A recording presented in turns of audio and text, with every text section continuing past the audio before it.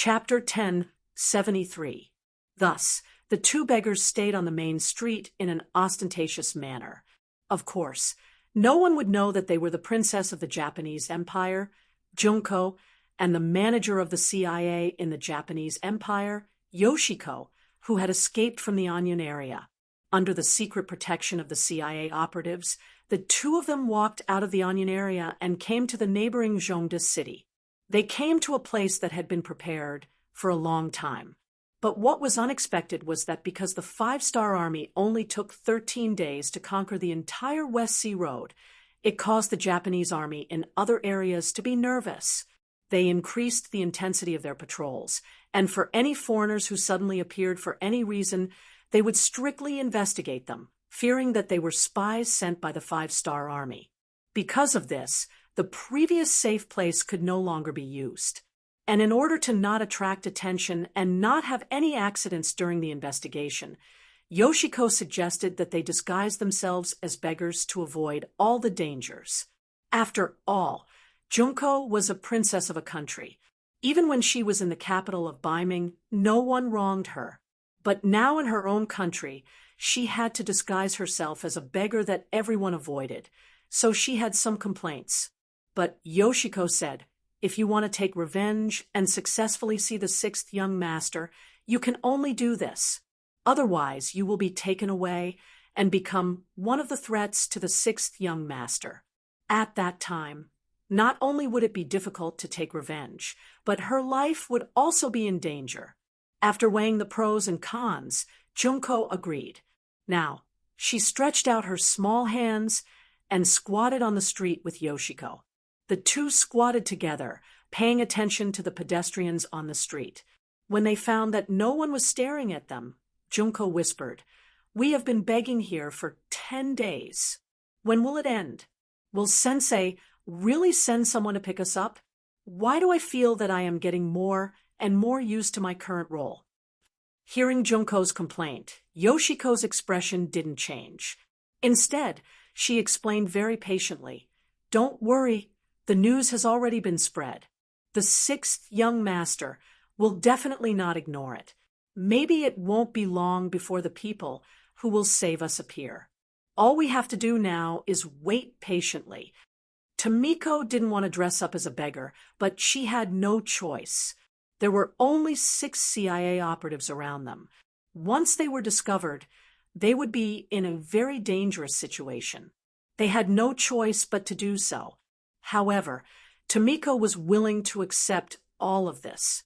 She had already found out through some channels that the sixth young master was very good to Tomiko. Although it was said to be a teacher-student relationship, it was naturally different from an ordinary teacher-student relationship. This could be seen from the fact that the sixth young master had led troops to appear when the civil strife in Neon had not ended yet. Tomiko also heard that the sixth young master seemed to have a good impression of this foreign princess. What's more, some people said that the sixth young master once had the idea of marrying Tomiko. If all of this was true, then wouldn't her future be infinitely bright, since she and Junko had gone through thick and thin together? Because of this, Tomiko was very patient with Junko. Even if they both became beggars, she didn't show the slightest resentment or dissatisfaction. Listening to Tomiko's answer, she thought that even an outsider could accompany her. What else could she be dissatisfied with? What else could she complain about? At that moment, she stretched out her dirty little hand again, as if she was going to order a meal. Time passed day by day. 2 days later, the two women were walking on the streets of Zhongda City, looking for a place to hide today. Suddenly, an accident happened. A gust of wind suddenly blew. Caught off guard, the two women were blown by the wind. Their clothes were blown by the wind, and the broken hat on their head was blown away, revealing their beautiful black hair. At this time, a group of 30 Japanese Empire patrols passed by and saw this scene. After the wind passed, the two women were surrounded. "Who are you?" The leader of the Japanese Empire squad asked in Japanese. We are refugees." because we encountered bandits. Our families were all killed. We sisters have no choice but to live on the streets." Facing the approaching patrols of the Japanese Empire, Tomiko stood up. From the initial panic to calmness, it only took her a breath or two. There shouldn't be any problem with this answer. The only problem was that they were two women, and their figures were quite good, although their faces were covered with ashes, and it was impossible to see their faces. They were young and had a good figure. Didn't they see that the patrols of the Japanese Empire had evil smiles on their faces? "Oh my, it's actually two women. Bring them back to the barracks and investigate their origins." The patrol leader said with a lewd look. His eyes had already looked up and down at Tomiko and Tomiko several times. Obviously, bringing them back for investigation was fake, and it was likely that they were doing something improper. Not only did the two women understand this, but even the people of the Japanese Empire who were watching on the streets understood this. It was just that on one side were 30 well-trained soldiers of the Japanese Empire, and on the other side were two women who they didn't know at all. Who would stand up for them? The people seemed to know what was going to happen next. One by one, they turned around and left. They were afraid that if they stayed any longer, they would be implicated and taken away. This made the soldiers of the Japanese Empire even more daring. In broad daylight, they surrounded them and were ready to take action. Tomiko was already trembling with nervousness. It was true that she was the princess of the One Nation. Even if the royal family was in decline, she was still a princess. No one would do anything to her so blatantly. It was the first time she had encountered such a situation. What should she do? What should she do? She also didn't know what to do. She could only tightly grab Tomiko's arm and curl her body into a ball. Tomiko's situation wasn't much better. She was assigned to work in the Japanese Empire after professional training. She was already prepared to encounter danger and even sacrifice her life. But the problem was that she wasn't the only one in danger. The princess was next to her. If it were her, she might have pretended to be obedient. In order to survive, she didn't mind accompanying these stinky men. As a female intelligence agent, she was already mentally prepared for this kind of thing. Something could happen to her, but Tomiko couldn't. She was the person who the sixth young master wanted. If something happened to her, how was she going to explain it to her superiors? How was the entire CIA going to explain it to the sixth young master? She couldn't avoid it, and she couldn't avoid it. Tomiko made up her mind. She bit her lip and suddenly raised her right leg to kick the patrol captain, who was closest to her. To be able to enter the CIA, even a woman had to go through some military training to ensure that she had the ability to protect herself in a critical moment. Tomiko made her move. She kicked the opponent's crotch. The opponent gritted his teeth and sucked in a cold breath. His face was very ugly. It was obvious how serious the consequences were. For a moment, the other patrol soldiers were frozen in place. Obviously, they didn't expect that the two weak women would dare to fight back when surrounded by fierce soldiers. Could it be that they weren't as simple as ordinary beggars? Take them back. Another deputy captain was the first to come back to his senses. He took over the captain's position and gave the order. More than 20 patrolling soldiers agreed and prepared to besiege them. Then an accident happened.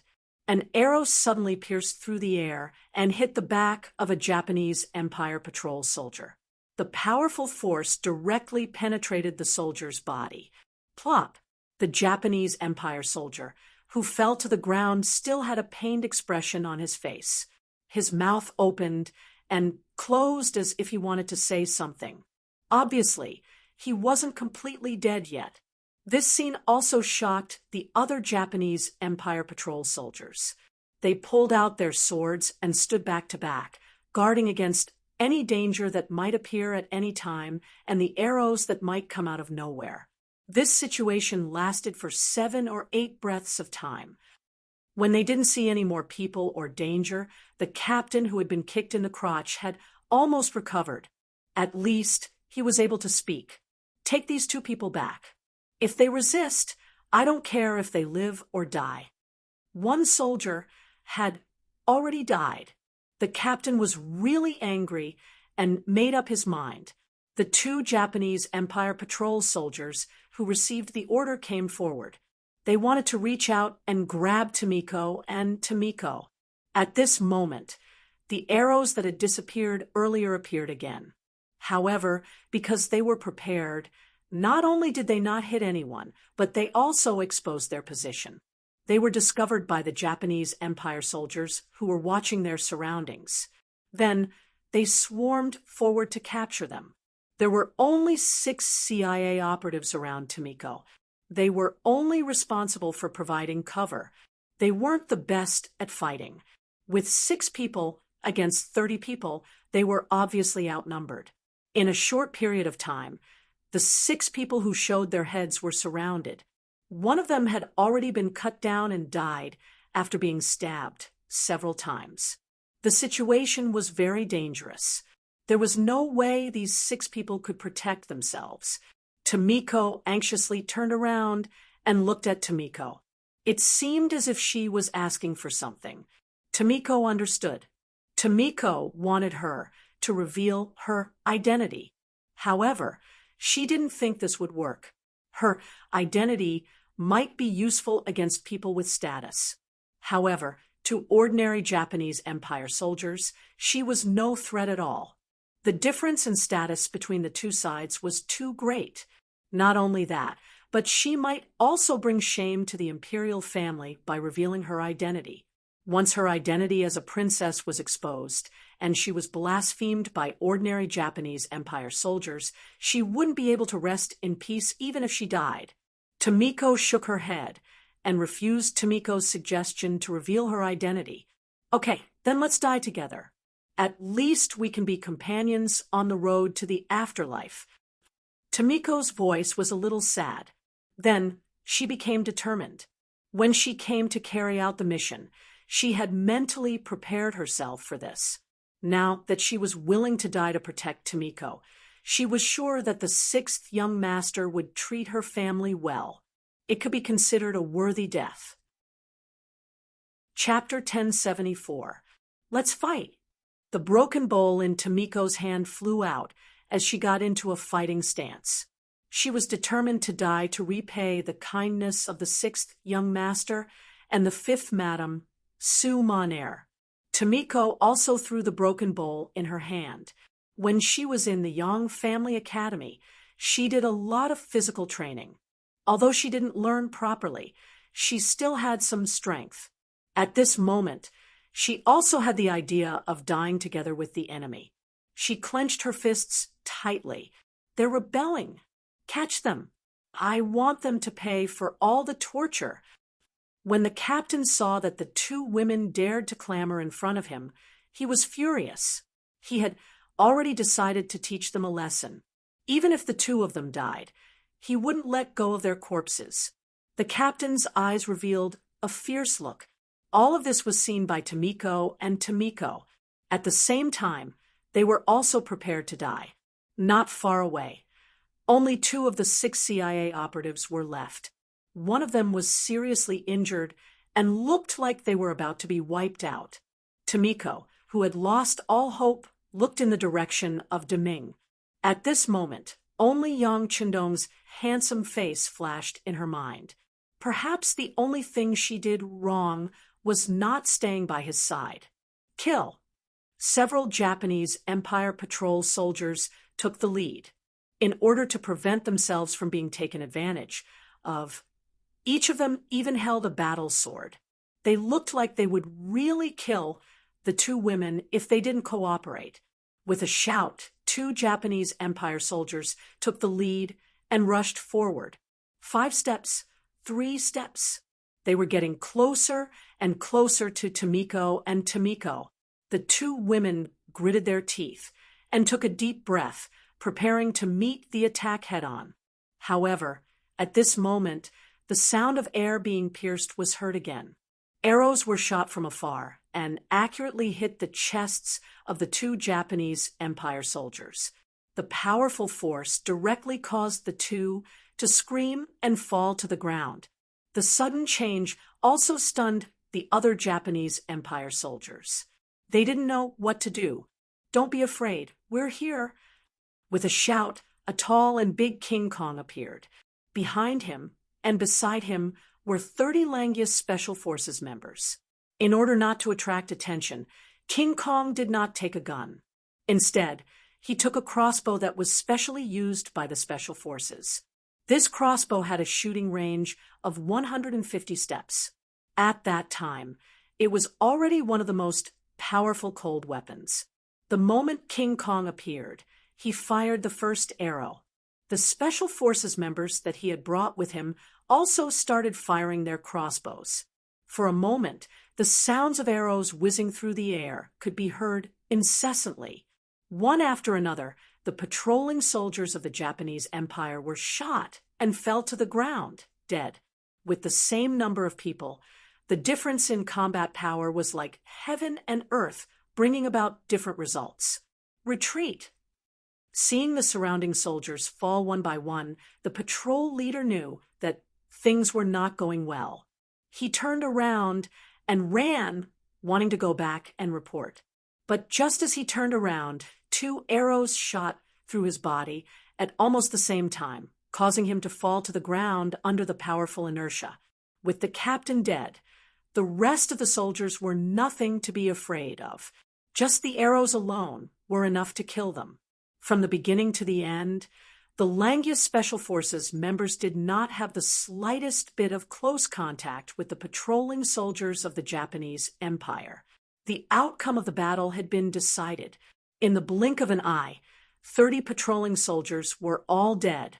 However, the remaining 2 members of the CIA operation team were safe and sound. This accurate archery shocked Junko. It also scared some of the brave citizens of the Japanese Empire who were watching the battle not far away. "Captain, do you want to kill them all?" Seeing that some of the citizens who were watching the battle had already screamed and fled in all directions, some of the team members were worried that they would go and report to the higher-ups. No need. King Kong shook his head indifferently. His mission was to rescue Princess Junko and Manager Yoshiko. Since his mission was completed, it was natural for him to retreat. As for whether or not someone would chase after him, he was not worried at all. In fact, he even had some desire. He had not used the gun behind him yet. He wanted to see if his body could withstand the hot bullets. "Pack up. Everyone retreat." The street soon returned to calm. After waiting for about a quarter of an hour, a large number of Japanese army appeared. When the captain of the infantry saw that 30 of his companions had been killed by the arrows, he made the right decision. "Don't chase after them. I'm afraid that they have already run far away." It was not that they did not want to chase after them, but they could not chase after them at all. Otherwise, who knew if they would be able to come back alive? Weren't these 30 people lying on the ground without breathing a good example? Bomo City. It was close to the capital of the Japanese Empire, Ping and Beijing, which could be regarded as the southern gate of the country. In the back garden, the emperor and the empress, as well as their son, were walking on the street of Bomo City. Oda Nagamasa was defeated and killed as the mastermind behind the bombing of the general's office. This time when they returned to the palace of Ping in Beijing, they were afraid that they would be directly put under house arrest. Fortunately, he and his daughter escaped. Once Junko found the king of martial arts of the Daming South, she might be able to put pressure on Ashikaga Yoshimasa to improve her treatment. The emperor of the Japanese Empire actually entrusted all of his future to his daughter. This was a kind of irony for the emperor of the Japanese Empire, who was extremely patriarchal. He had already thought that the future was very bad. Even if it was his daughter, he just thought about it and did not have much hope. But he did not know that the reality was more cruel than he thought. A disaster was imminent.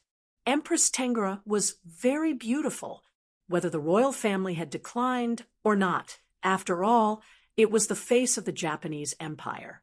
As the empress, it was necessary to be beautiful. Tengara was not only beautiful, but also had a kind of intellectual beauty. Sometimes she would show a soft and feminine look. Because of this, her beauty was coveted by many men. It was just that in the palace, there were so many people protecting her that no one had the courage to do anything to her. But now it was different. On the way to the palace, the protection was a little lax, especially Yuki Kayomesa, who was in charge of escorting the empress, drank a lot of sake that night. Although the alcohol content of that thing was very low, in the eyes of Huaxia people, it was not considered wine at all. But the most important thing was that Yuki Kayomesa, who was a little confused, just happened to come to the room where Tengara was being held. Most of the houses in the Japanese empire were made of paper. If one wanted to see what was inside, one only needed to gently poke at the window, and everything would be clear at a glance. And when he looked, he just happened to see Tengara, who had just taken a bath, and was wearing clothes. Although the time was a little late, sometimes the more hazy the feeling, the more it would arouse people's infinite imagination, and even lead to crimes. Just as Yuki Kayomesa's mind was in a confused state, after looking, he didn't know where he got the strength to push the door open and enter. The door opened from the outside, and Tengara, who was only half-dressed, turned around in a panic. She saw Yuki Kayomesa, whose eyes were red and had a lewd smile on his face, striding towards her. "Ah, what are you doing? Someone come quickly." Out of a woman's intuition, Tengara knew what was going to happen next and couldn't help but shout in panic. Unfortunately, this was not the palace, and there were maids everywhere. This was only a temporary resting place, and all the maids who had followed her out before had all run away. Otherwise, there wouldn't be no one waiting outside the door when the empress was taking a bath. With her shouting, naturally, no maids or servants came to protect the empress. Unfortunately, Prince Ren, who was only 15 years old, came out to relieve himself, and heard it. Although Prince Ren was indeed one of the most tragic emperors in the history of the Japanese Empire, he didn't lose his courage when he was young. After hearing his mother's shout, he hurriedly ran over and saw Yuki Kayomesa hugging his mother and biting her.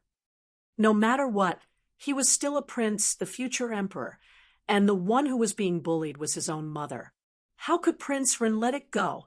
After shouting, he rushed over and wanted to kick Yuki Kayomesa, who was already somewhat unconscious, away. Since young, Prince Ren didn't train much and didn't do any physical work, so he didn't have much strength. The tearing didn't injure Yuki Kayomesa and only tore off a piece of his clothes. Tengara took this opportunity to scratch his face, causing blood to flow out. The alcohol, the stimulation of blood, and the restless feeling in his body caused Yuki Kayomesa to temporarily lose his mind. Someone actually wanted to disturb him. In a fit of anger, he unsheathed the saber at his waist and abruptly slashed behind him. The poor and unprepared Prince Ren was slashed in the neck, and blood splattered everywhere.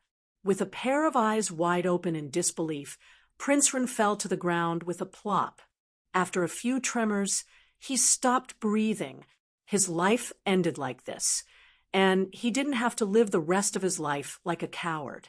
He didn't know if it was a good or bad thing for him. After killing someone, Yuki Kayomesa's mind became much clearer, especially when he saw that the person he killed was the successor of the emperor, Prince Ren. He finally knew how big of a mistake he had made, and his whole body trembled. Her son died in front of her, and as a mother, Tengara went crazy on the spot. She pounced on Yuki Kayomesa, wanting to avenge her son. She wanted to kill the murderer who destroyed her hope and life. Several scratches appeared on his face. At first, Yuki Kayomesa tried to avoid them because of her identity, but after a long time, he was a little annoyed, and in anger, he stabbed forward with his sword. He originally wanted to scare this woman, but he didn't expect that Tengra would rush over when he stabbed her. And then, there was no then. After Prince Ren died, there was another corpse in the room. Ha ha ha ha ha. After a while, Yuki Kayomesa looked up to the sky and laughed. He didn't expect that he would kill the empress and a prince just because he drank a little too much. Presumably, if this matter was spread out, he would definitely be punished severely. It was even possible that his family would be exterminated. Chapter 10, 75. Since this was the case, he might as well go all the way and kill them all. At this moment, Kayazaki Kumi rushed to the place where the emperor rested. He only wanted to eliminate the root of the problem. Perhaps this was the only way for him to survive. Then the Queen of Heaven died, Prince Ren died, and the emperor also died. They all died under Kayazaki Kumi's blade. Then he called his soldiers to disguise the bodies of the three people. After the traces of a fight were left on the scene, the sky was already bright. Kayazaki Kumi carefully thought about his words. After there were no loopholes, he wrote an urgent memorial and sent it to General Ashikaga Yoshimasa, who was commanding the battle on the battlefield. Of course, Kayazaki Kumi would not admit that these three people were killed by him. He only said that someone wanted to kidnap them at night, and he led his soldiers to fight a hard battle. In the end, the people who rescued them escaped, but in the chaos, the emperor's family of three was killed. This big event, as the only relative of the three people who died, Princess Junko didn't know about it. After being rescued by King Kong and other members of the Wolf Fang Special Forces, they rushed all the way to Changmen Prefecture. Along the way, they encountered several enemy encirclements, and one of them was a ninja team, but under the protection of King Kong, and others they all passed through safely. Half a month later, they finally broke through the layers of obstacles and came to Changmen Prefecture. They came to the front gate of the 5-Star Army's barracks. Let's go to see the 6th young master. After Tomiko saw the 5-Star Army's flag hanging high in the barracks, the long-time pressure finally completely relaxed at this moment, and then she proposed her idea to Tomiko. Can I wash first? Tomiko didn't immediately agree, but said shyly. Tomiko noticed that Tomiko's face was dirty. How could she let the 6th young master see this? She immediately smiled and said, "Of course. I will have to trouble Captain King Kong. Follow me." King Kong nodded solemnly and led the two of them to the barracks. In the main tent, Yang Chendong already knew that Junko had returned safely, but there was no smile on his face. Because of the news that the Japanese Empire's emperor and his family of three had been killed, Yeshen was brought back by Tai, who, the leader of the Langyas Special Forces. When King Kong was sent to Zhongda City to rescue Junko, Tai, who was also ordered to go to Ping and Beijing to rescue the emperor of the Japanese Empire. Yang Chendong had already made arrangements for the future of the emperor's family, which was to leave the Japanese Empire and go to a place where no one knew their identity to enjoy the rest of their lives. In the end, Yang Chendong still couldn't bear to make the decision to kill them. However, he also wouldn't allow some people to interfere with his matters. The final decision was to get the emperor's family out of here, but the plan couldn't keep up with the changes. When Tai Hu and the others rushed all the way to the Bomo area, they had already received the news that the emperor's family of three had been killed. Tai Hu didn't believe it, but carried out an investigation. They caught one of the 9 demons soldiers who was responsible for cleaning up the battlefield, and then learned the whole story. Everything that happened was somewhat beyond Yang Chendong's expectation, but overall, it was a good thing because it relieved some of Yang Chendong's worries, and gave him the most honorable reason to send troops to the Japanese Empire. But Junko came back. How could he explain all this to her? But Yoshiko came back with her. Yang Chendong finally decided to leave the matter to others. He really didn't want to see Junko's sad face. Send someone to call Yoshiko. I have something to say to her. King Kong's ability was not bad. Even in the wartime military camp, he still found a bathtub and asked someone to boil enough hot water. Junko was able to wash herself from head to toe and then changed into the new clothes that had been prepared for her. Then Yoshiko came, and as soon as she appeared, her eyes were red. Obviously she had cried. Speaking of which, when she was in the palace of Ping in Beijing, the emperor's family was also good to her, so she had some feelings for them. Junko, seeing Princess Junko, who had just bathed and revealed her peerless face, Yoshiko's eyes were red again, and tears flowed out uncontrollably. After a while, there was another heart-wrenching cry from the big tent. The sky was dotted with stars, and after a day of fighting, everything returned to calm. Junko was also calm, and she was accompanied by Yoshiko, walking out of a big tent. Just now, she saw the soldier of the 9 demons who used to be a guard in the palace, so Junko knew him. From the mouth of this person, Junko knew the whole story, but she had already cried for an afternoon, and her tears had dried up, so she didn't cry anymore. After coming out of the big tent, the silence was somewhat frightening. Where is Sensei's tent? Please take me there. Looking at Captain King Kong accompanying her, Junko asked. In the main tent, Yang Chendong was still looking at the sand table in front of him, thinking about the next military plan. There was a sound of footsteps outside the door, and Beta Persei came in. Young master, Princess Junko is here, and she wants to see you. Yang Chendong did not answer immediately. He first let out a sigh. He knew that what should come would eventually come. Well, bring her in. No one else is allowed to enter without orders. Yes. Beta Persei agreed and stepped back. Junko, who looked a little haggard, then walked into the big tent. The main tent was lit with candles, and when the candles reflected on people's faces, it could show the most beautiful side. It was like looking at a beauty under the moon, and the more you looked, the more beautiful she became. Especially at this moment, Junko's eyes were filled with tears, which gave people a delicate feeling. Sensei, Junko. At this moment, their eyes focused together. Perhaps it was because he hadn't touched a woman since the war, or perhaps it was because of Junko's influence in his heart. But at this moment, when Yang Chendong looked at Junko, he had a different feeling, especially when their eyes were intertwined. At first glance, she was like a pear blossom with spring rain. At first glance, she was like west shining water by 3 points.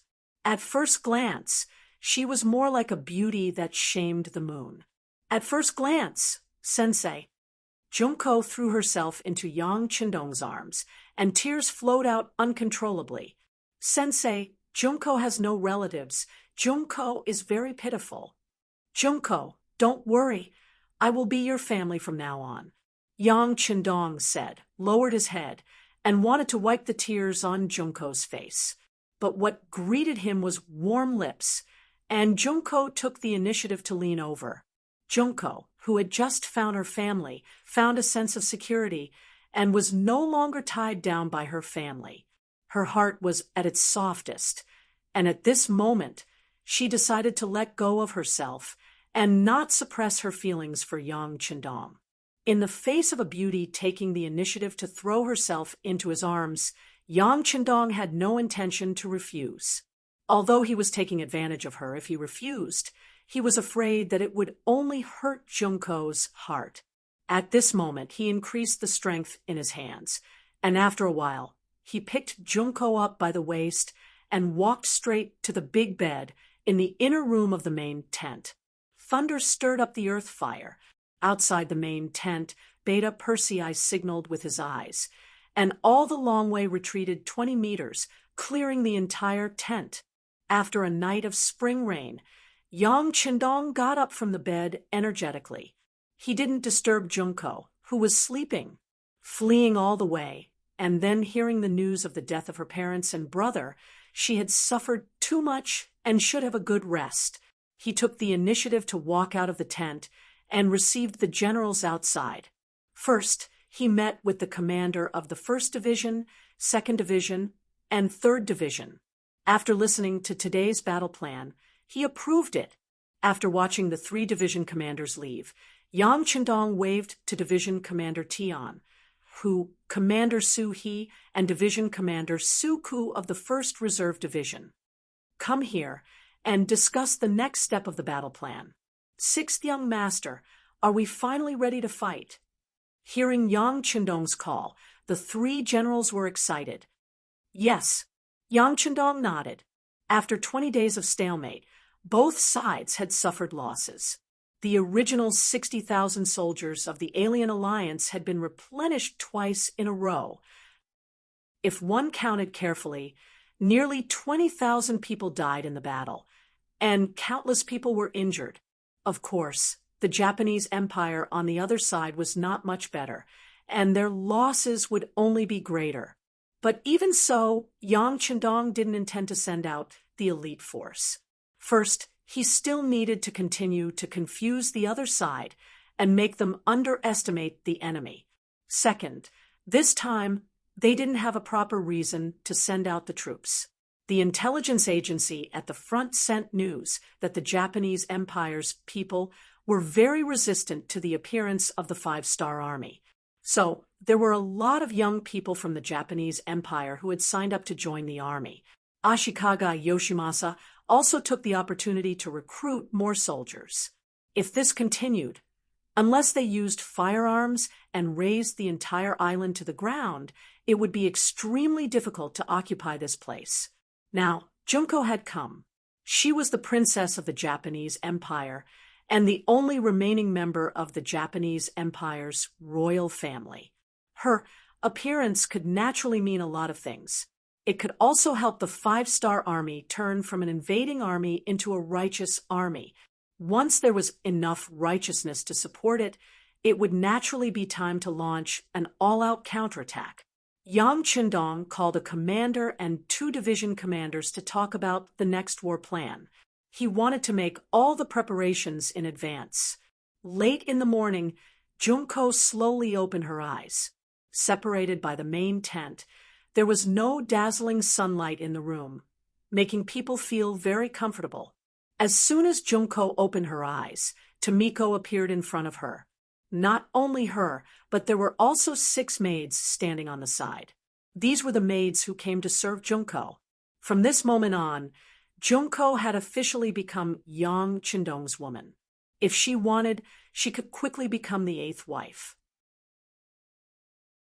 Chapter 1076. Princess, you're awake.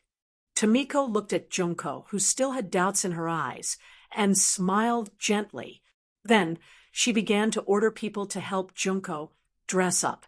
During this process, Tomiko told Junko that Yang Qindong wanted to take her as a concubine. As a princess of the Japanese Empire, marrying someone as a concubine was a disgrace to her status. However, looking at Yang Xie's current power, Junko was the one who benefited, especially now that the Japanese Empire's royal family had already declined. This was a great blessing for Junko. Despite knowing this, Junko still didn't agree immediately. Instead, she said that she wanted to see Yang Qindong first before making a decision. Not long after, everyone else in the main tent went out. Yang Qindong was also invited back to meet Junko in the main tent. After a night, there seemed to be a gap between the two. Junko didn't take the initiative to throw herself into his arms. Instead, she stared at Yang Qindong with a thoughtful look. In response, Yang Qindong sat down leisurely. He took a sip of the tea in front of him and let Junko look at him from head to toe. After a long time, Junko finally spoke. "Sensei, why did you bring the army to the Japanese Empire this time?" "To save you." Yang Qindong answered in a very capable manner without the slightest hesitation. Obviously, he already knew what Junko wanted to ask. This answer made Junko feel a little touched. However, thinking of her own doubts, she didn't express anything. Instead, she continued to ask, "Sensei, now that my father, mother, and brother are all dead, the internal strife in the Japanese Empire is about to be quelled. If I ask you to withdraw the army now, will you do so?" "Yes," Yang Qindong still said without any hesitation. His answer was so straightforward that it made Junko feel like she couldn't believe it. Although this was indeed what she wanted to hear, she still suppressed her joy and said, "All right then, teacher, please give the order to retreat." "Okay." Yang Qindong stood up and strode out of the tent. From the moment he came in to the moment he left, he had only said 4 words, but it had already broken through all the defenses in Junko's heart. At this moment, she finally stopped being reserved and took the initiative to run behind Yang Qindong and hugged him. "Teacher, everything is just Junko's test. Please don't blame me, and don't withdraw the army." Yang Qindong pretended to be confused, but in his heart, he already had a card up his sleeve. He turned around, looked at Junko, and said, "If the 5-star army doesn't retreat with our strength, it won't be long before the Japanese Empire becomes one of Yangtze's subordinate provinces. Don't you understand this logic?" "I understand." "Then why are you still?" Yang Qindong pretended to be confused and said, "Junko also understands that the Japanese Empire has nothing to do with me anymore. It abandoned us first, abandoned the entire royal family. In order to prove their mistake, the Japanese Empire must be destroyed. This is the price they have to pay for killing my parents and brother. Teacher, you will definitely help you get revenge, right?" Junko looked at Yang Qindong with a hopeful face, waiting for his answer. "No." Unexpectedly, Yang Qindong shook his head decisively. "This time, we mobilized the army for your safety. Now that you are fine, the 5-star army has to retreat. We are not an invader, we are the army of justice. Before this, the Japanese Empire didn't provoke us. So, at first, when Yang Qindong said that they could retreat, Junko was still a little doubtful. But now, what he said made her even more determined. She finally knew that the 5-star army didn't have any intention of attacking the Japanese Empire. They really only wanted to save her. At this moment, Junko's heart was moved. At the same time, she was even more determined to avenge her parents. She even wanted to slap all the people in power in the Japanese Empire and let them know the consequences of abandoning the royal family. In order to let Yang Qindong do something, Junko took the initiative and said, "I am willing to be your 8th wife. If someone bullied your wife's family, and cruelly killed them, can you avenge her?" Junko looked at Yang Qindong, who was still hesitating. She gently pulled his arm, like a spoiled child. "This is something that should be done," Yang Qindong said with a helpless look. After saying this, Yang Qindong felt a little guilty. He also knew that this matter couldn't be hidden from the smart Junko for long. He was afraid that she had already noticed something, but presumably no one would ever mention this topic again. "Thank you, Sensei. Then please send the troops. When the time comes, I will denounce Ashikaga Yoshimasa in the name of the royal family's princess. I will let the people of the Japanese Empire know who harmed the royal family who started the Civil War and who wants to overthrow the Japanese Empire." The more Junko said, the more determined her expression became. Just from this point alone, she had already made up her mind. Seeing another country send troops to destroy her own country, and it was because of her own request, no one would be in a good mood. But Junko didn't feel any unhappiness at this moment. On the contrary, her heart was filled with hatred, and she longed for the happiness that victory would bring her. Since this country had abandoned his imperial father and imperial mother, then let it perish. Okay, I promise you, Yang Qindong was waiting for this result to appear. It seemed that she was just a woman. She couldn't mount a horse to wield a sword, nor could she kill the enemy. But she was the princess of the Japanese Empire, the last remaining member of the Japanese Empire's royal family. The situation was completely different. With Junko's support, Yang Qindong had a righteous cause, and he had a good reason to send troops. What's more, the original Japanese Empire wasn't united.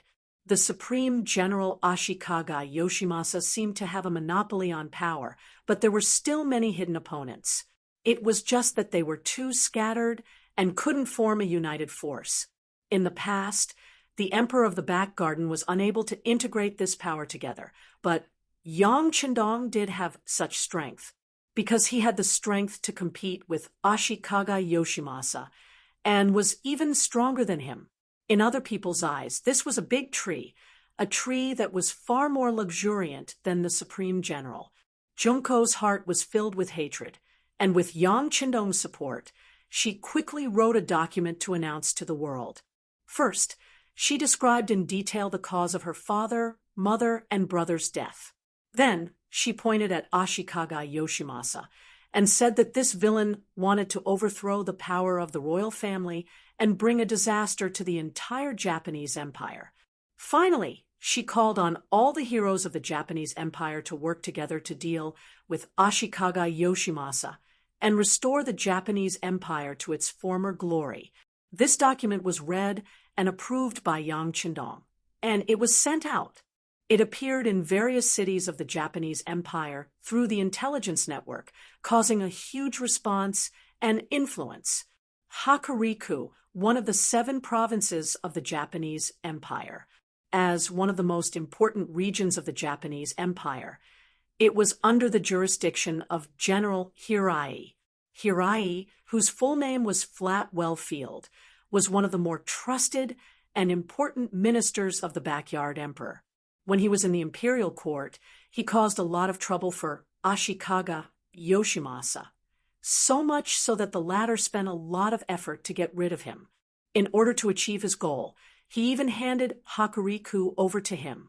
According to Ashikaga Yoshimasa's plan, once Flatwell Field left the palace and the Emperor of the Backyard, he could kill him at any time. Not only would he solve his worries, but he would also be able to vent his anger. However, Flatwell Field was much more powerful than he had imagined. After leaving Ping and Beijing, he disappeared. When he reappeared, he was already in Ekizen Prefecture of Hokuriku and had taken control of part of the military power there. This result made Ashikaga Yoshimasa furious. Just as he was about to send troops to deal with him, the bombing of the general's residence happened. He had no choice but to shift his attention to dealing with Oda Nagamasa and the imperial family. Taking advantage of this opportunity, Flatwell Field went all out and integrated the power of the entire Hokuriku. He was ready to cooperate with Oda Nagamasa and help the imperial family regain all their power. However, everything changed a little too quickly.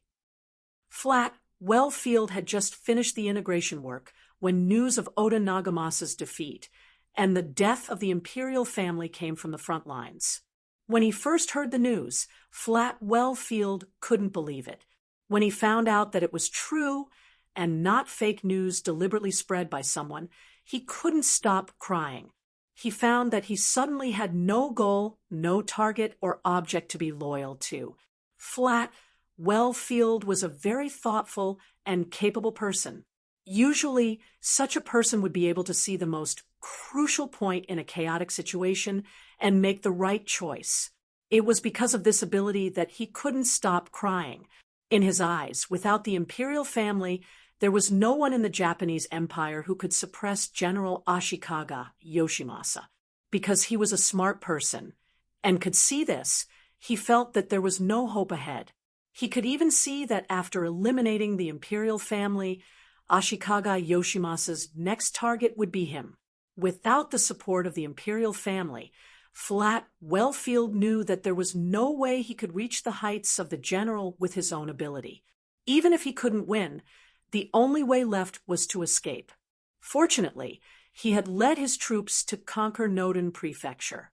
Behind it was the vast ocean, which was his escape route. Flat Wellfield withdrew his troops and stockpiled food and money. He was ready to retreat at any time.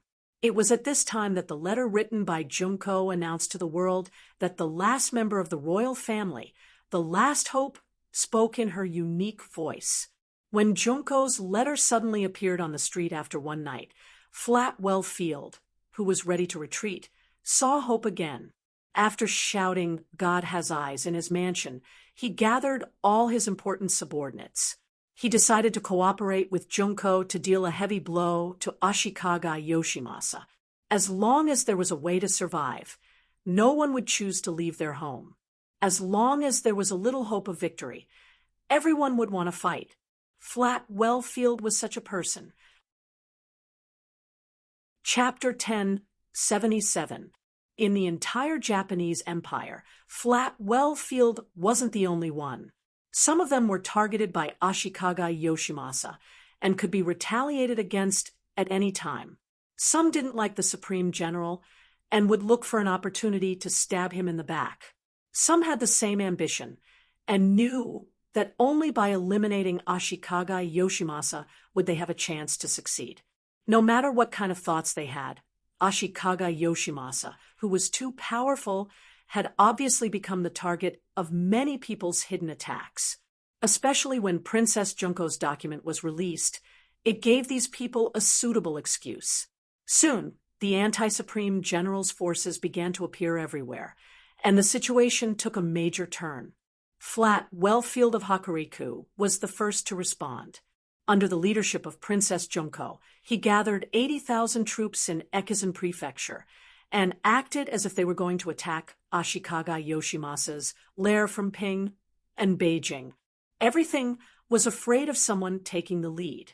Flat Wellfield's actions quickly received responses from everywhere. For a time, the Japanese Empire was filled with anti-Supreme General voices. The people of the Japanese Empire were also confused because of all these voices. Originally, the Supreme General's name was very well known in the hearts of the people. In addition, the Emperor of the Backyard, who was threatened, had publicly said more than once that the Japanese Empire was where it was today because of the Supreme General. This caused some people who didn't know the truth to believe in Ashikaga Yoshimasa.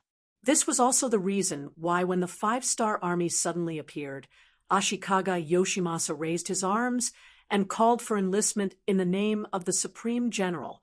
That was because everyone believed in him. But now, with the uproar in various places, especially those who were unfavorable to Ashikaga Yoshimasa, most of the people began to wait and see. What? The 100,000 new soldiers that Takedo prepared aren't coming? Ashikaga Yoshimasa angrily looked at General Maori Masanori, who was reporting the situation to him in the temporary residence of Yasunori District. The Maori regularization, who was not tall and had small eyes, was being reprimanded with his head lowered. He knew that he would be scolded this time, but he still came. Since some things had changed, he had to report it to the general in advance so that he could make countermeasures. Yes, General, it's not just the 100,000 new soldiers from Donghai Province who are not coming. The new armies from other regions are also facing some problems. Baka! Ashikaga Yoshimasa cursed angrily and slammed his palm on the desk in front of him. His eyes were burning with anger. Of course, he knew why such a problem had occurred. It was all because of the document Princess Junko had announced to the world. To be honest, he didn't think much of this woman at first. Even when Kiyoshi reported that someone wanted to save the emperor and was killed by him, he wasn't angry. Instead, he was a little happy. For a long time, the royal family had been a huge dark cloud over his head. Although he tried his best to weaken the influence and sense of existence of the other party, it had to be said that more people still recognized the royal family. Many forces that opposed him often used the royal family's name to suppress him. Finally, they were all dead. Although from the information he received, it was very likely that it was done by his subordinate Kiyoshi in private. This matter was not directed by him. Wasn't this the will of the heavens? Did the heavens want the royal family to die? Did the heavens want to give him, the general, a chance to rise? Without the existence of the royal family, Ashikaga Yoshimasa was ready to ascend the throne. As for whether there would be opposition forces, so what? He would fight and win them over. He often used such methods. And the reason why he was able to reach his current position was because of this set of methods that had made a miraculous contribution. He was even more convinced that any schemes, tricks, and the actions of villains were not worth mentioning in front of absolute strength. As for the sudden appearance of the 150,000 five-star army, Ashikaga Yoshimasa didn't pay much attention to them. After fighting for these days, he believed that he had grasped the strength of the other party. They were only a little stronger than the ordinary army of the Japanese Empire, but their number was still small, so there was no need to worry. Originally, the situation was good. As long as he could force the five-star army to retreat, he could withdraw and deal with the forces that opposed him. Finally, he could destroy them one by one and achieve his goal of becoming the emperor. But all of this was completely changed because of the appearance of Junko. Ashikaga Yoshimasa was just a woman. Even if she was reborn in the back garden, he wouldn't have the slightest fear. But the most amazing thing was that Junko's announcement made the five-star army and the forces in the country who opposed him have a common language and can walk together. As a result, he became a rat crossing the street, and everyone wanted to beat him up. According to the Maori regularization, the people who opposed him were gradually gathering. Once these people really gathered together, even if he was the general, it would be difficult for him to gain any advantage. It was even possible that he would be defeated and killed. Let Nishi Toshihida negotiate with the great southern martial king. We can give them some benefits. After solving the domestic problem, it won't be too late to deal with them. Ashikaga Yoshimasa was a person who stood at the top for many years, so he quickly made the right decision. Nishi Toshihida was born in an aristocratic family. He was very famous in the Japanese Empire for being eloquent. This person was not only knowledgeable, but also learned martial arts from an early age. He was one of the talents that Ashikaga Yoshimasa relied on the most. After receiving the order, he set off from Onion Prefecture to Nagato Prefecture and sent his name to the five-star army's camp first. This person is very cunning and agile. He is good at both civil and martial arts. He is an important helper of Ashikaga Yoshimasa. After reading the name, Junko told everything she knew to her husband, Yang Qindong. After returning to China for 2 years, Junko had a more detailed understanding of the situation in the Japanese Empire. With her identity, plus the importance that the emperor attached to her, it was not difficult to know some secrets. With this feature, she became one of Yang Qindong's strategists to attack the Japanese Empire. Oh, so powerful! Yang Qindong asked, with interest, "Yes, King, I suggest that you kill this person."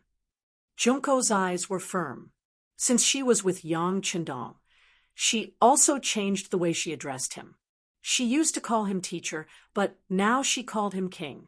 It represented a kind of maturity and progress. With this relationship, she was confident that she could take the opportunity to kill Nishi Toshihida. It could be considered as collecting a little interest for the death of her father and mother. As the saying goes, the greater the hope, the greater the disappointment. This time, Junko was destined to be disappointed because Yang Qindong did not listen to her suggestion. Instead, he shook his head and said How can I break this rule and let others laugh at me? Yang Chendong did things based on his heart. Sometimes, in order to achieve his goals, it was inevitable that he would use some underhanded means.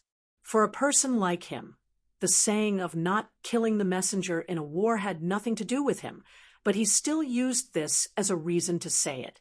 This only proved that he didn't want to take Ningxi Duoxio's life yet. Since Junko's letter was announced to the world, the situation in the Japanese Empire had undergone a major change. This change was, of course, what Yang Chendong wanted to see, but it was still too far away from the final victory. What Yang Chendong wanted was not to surrender, but to destroy. What Yang Chendong wanted was not for everyone to surrender to the Japanese Empire's royal family and Princess Junko, but for them to surrender to him, to submit to the five-star army, and to submit to the Han dynasty. In order to achieve this goal, he needed to severely damage the local army of the Japanese Empire. Before the final goal was achieved, he didn't want to see any side win. What he wanted was for Ashikaga Yoshimasa to fight with the other forces, and for both sides to suffer. In order to achieve this goal, a talent like Nishi Toshihita had to display his strength. How could he let him die so easily in front of him? Junko naturally didn't know about Yang Chendong's thoughts. She thought that this was the honest side of her husband, so she immediately expressed her admiration and said, "My king, are you really going to negotiate with them? The war has already reached this point, and they killed your parents and brother. How can we negotiate?" Yang Chendong chuckled, then said to Beta Persei behind him, "Go, inform them that after Nishi Toshihita enters our camp, everything will be carried out according to the first plan." Junko didn't know what the first plan was, but soon on the third day, Nishi Toshihita came to the big tent of the five-star army. After seeing Yang Chendong and Junko, the result was quickly announced to the world. Nishi Toshihita came, compared to the average people of the Japanese Empire. He was 175 meters tall, which was not short at that time. His facial features were regular, he had thick eyebrows and big eyes, and he spoke very humbly and warmly, giving people a good first impression. "Please." Yang Chendong smiled and sat opposite Nishi Toshihita, with Junko. Tomiko was responsible for serving the brewed tea. Tomiko, who was originally the CIA's supervisor in the Japanese Empire, has now become the person Junko trusts the most. After reporting to the CIA, the fifth Madam, Su Mon-air, gave her to Junko and became her personal maid. "Thank you." Ningxi Duoxio spoke in a somewhat awkward but still understandable Chinese. After she finished speaking, she suddenly lowered her head, fully displaying her humble side. "Ha! I didn't expect Nishi Toshihita to also know Chinese. That will eliminate the language barrier. Come, try the tea of my huaxia. This is a good tea before the Ming dynasty." Yang Chendong had a smile on his face, looking harmless to humans and animals. The meeting between the two sides was carried out in such a peaceful atmosphere. During the meeting, Nishi Toshihita observed Yang Chendong more than once. No matter how he looked at it, he couldn't connect the person who destroyed many countries and forces in the southern barbarian land of the great Ming dynasty with the young man in front of him. Chapter 1078. Although Ningxi Doxiu was familiar with some Chinese, he probably didn't know that there was an old saying in Huaxia, "Keep your strength hidden."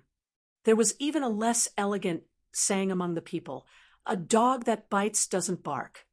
Just as the two sides were negotiating, the five-star army had already implemented the first set of plans and was in the process of implementing them. To Yang Chendong, there really wasn't much to talk about with the Japanese Empire. Thinking about the various things that would happen in the future in order to prevent the painful scenes of the people of Huaxia from happening again, he felt that it was necessary for him to resolve some problems in advance. In the large tent, the tea drinking continued. It seemed that both sides had no intention of immediately entering into negotiations. Of course, Ningxi Daxiu took the initiative to bring it up a few times, but it was all resolved by Yang Qindong. It was as if they were really reminiscing about the past, even though there was nothing to talk about. Outside the large tent, or rather, outside the main tent, the world's first cavalry division, the grasslands' new army, and the 1st Reserve Division had all set out, charging straight towards the Japanese Empire's army. The competition between the two sides had been going on for a long time. Both sides had suffered casualties, and both sides had won and lost. This was the most realistic way to describe it. After a long period of fighting, the Japanese army had already gotten used to the 5-star army's fighting style and combat strength. Ningxi Daxiu had already gone to the 5-star army's main camp to begin negotiations. Some of the more optimistic people even thought that the war would end soon. How would the Japanese army know that the ones who had fought with them before were just some foreign allied forces that had just entered the battlefield? Their combat strength couldn't be said to be the weakest of the 5-star army, but there was still a large gap between them and the strongest. The reason why they had chosen to fight to the death with the Japanese army was to deplete the number of foreign men and also to train the soldiers. Of course, the most important point was to show the enemy that they were weak. Now, it seemed that their goals had been achieved. Once there was an outstanding seedling in the foreign allied forces, they would quickly be selected by the 1st Reserve Division. This rhythm of selecting elite soldiers and sending inferior soldiers to their deaths caused the 3 foreign allied forces to suffer heavy losses. It also allowed the 1st Reserve Division to expand from the original 20,000 to 30,000 people. These 30,000 people were veterans who had experienced the baptism of war. They were veterans who had climbed out of piles of corpses. Their strength could be imagined, but they weren't the strongest. The 1st Cavalry Division was the trump card of the 5-star Army. They were in existence was comparable to the Cold Vanguard Army, and even better in this kind of battle. The trump cards trumps Army's side. SSSSSSS. As a daimyo, Tanaka had 50,000 soldiers in his hands. Under the orders of General Ashikaga Yoshimasa, he was responsible for the left wing of the 1st and 2nd lines of defense in Nagato Prefecture. He and another daimyo named Kazumi became the 2 gatekeepers, blocking the advance of the 5-star army. With the support of the general, although the 2 daimyo suffered heavy losses in the battle against the 1st, 2nd, and 3rd divisions, the soldiers were quickly recovered, and the military system was perfected, which made them very satisfied. It wasn't like he would be the one to die. This kind of hard work could still be seen by the Grand General. Once the war was over, he would definitely be rewarded for his contributions. That would be the time when he would be promoted to the position of a general, thinking that once he became a general, he would be second only to Ashikaga Yoshimasa. No matter what Kazumi thought, Tanaka was really happy. In particular, Nishi Daxiu also went to the 5-star Army's camp to negotiate, which was tantamount to the war coming to an end. Seeing that the overall situation was settled, his mood was even better. When people were in a good mood, they would naturally infect others. Just last night, Tanaka gathered the 2 chiefs, several county magistrates, and generals under him to drink until they were drunk. The war had been going on for more than a month, and everyone's spirits were too tense. It was time to relax. In Tanaka's eyes, since Nishidaxiu was sent to negotiate and the 5-star army agreed, it at least proved that the war would not happen again in a short time, and they could relax. This was a conventional way of thinking, and there was nothing wrong with it. But if people fully understood Yang Qindong's habits, they would find that this was not a person who played according to common sense at all. Often, the rules that everyone thought were the rules, he simply turned a blind eye to them. Otherwise, he wouldn't have expanded the Yangxia army to such a scale in just a few years. In the early morning, Tanaka and his generals were still sleeping in the big tent, and the tent was full of the smell of alcohol. It could be seen that they really drank a lot last night. In addition, they found some military geisha to adjust the atmosphere, and it was quite successful. Those who could drink half a caddy drank half a caddy. Those who could drink half a caddy drank half a caddy. Those who could drink half a caddy drank nearly 2 caddies, and they all fell to the ground. In the big tent, the sound of snoring, teeth grinding, and sleep-talking came one after another. Compared to the so-called relaxation of the Japanese army's higher-ups, the soldiers below also became a lot more relaxed because there was no leader to manage them. In the morning, the soldiers didn't get up to exercise, but sat together in groups of 3 or 5 to chat. If the leaders needed to relax, why wouldn't they? Everyone was enjoying this short period of peace during the war. There were even some soldiers who, because they were too tired from the continuous fighting, went back to sleep after waking up in the morning to check that the army was fine. This was called subordinates follow the example of their superiors. Without anyone to manage them, the soldiers were like a mass of loose sand. They each took care of their own things, and once something happened, they would only fight for themselves. 6 miles away from the Japanese Empire's camp, the 1st Heavenly Cavalry Division was quickly gathering.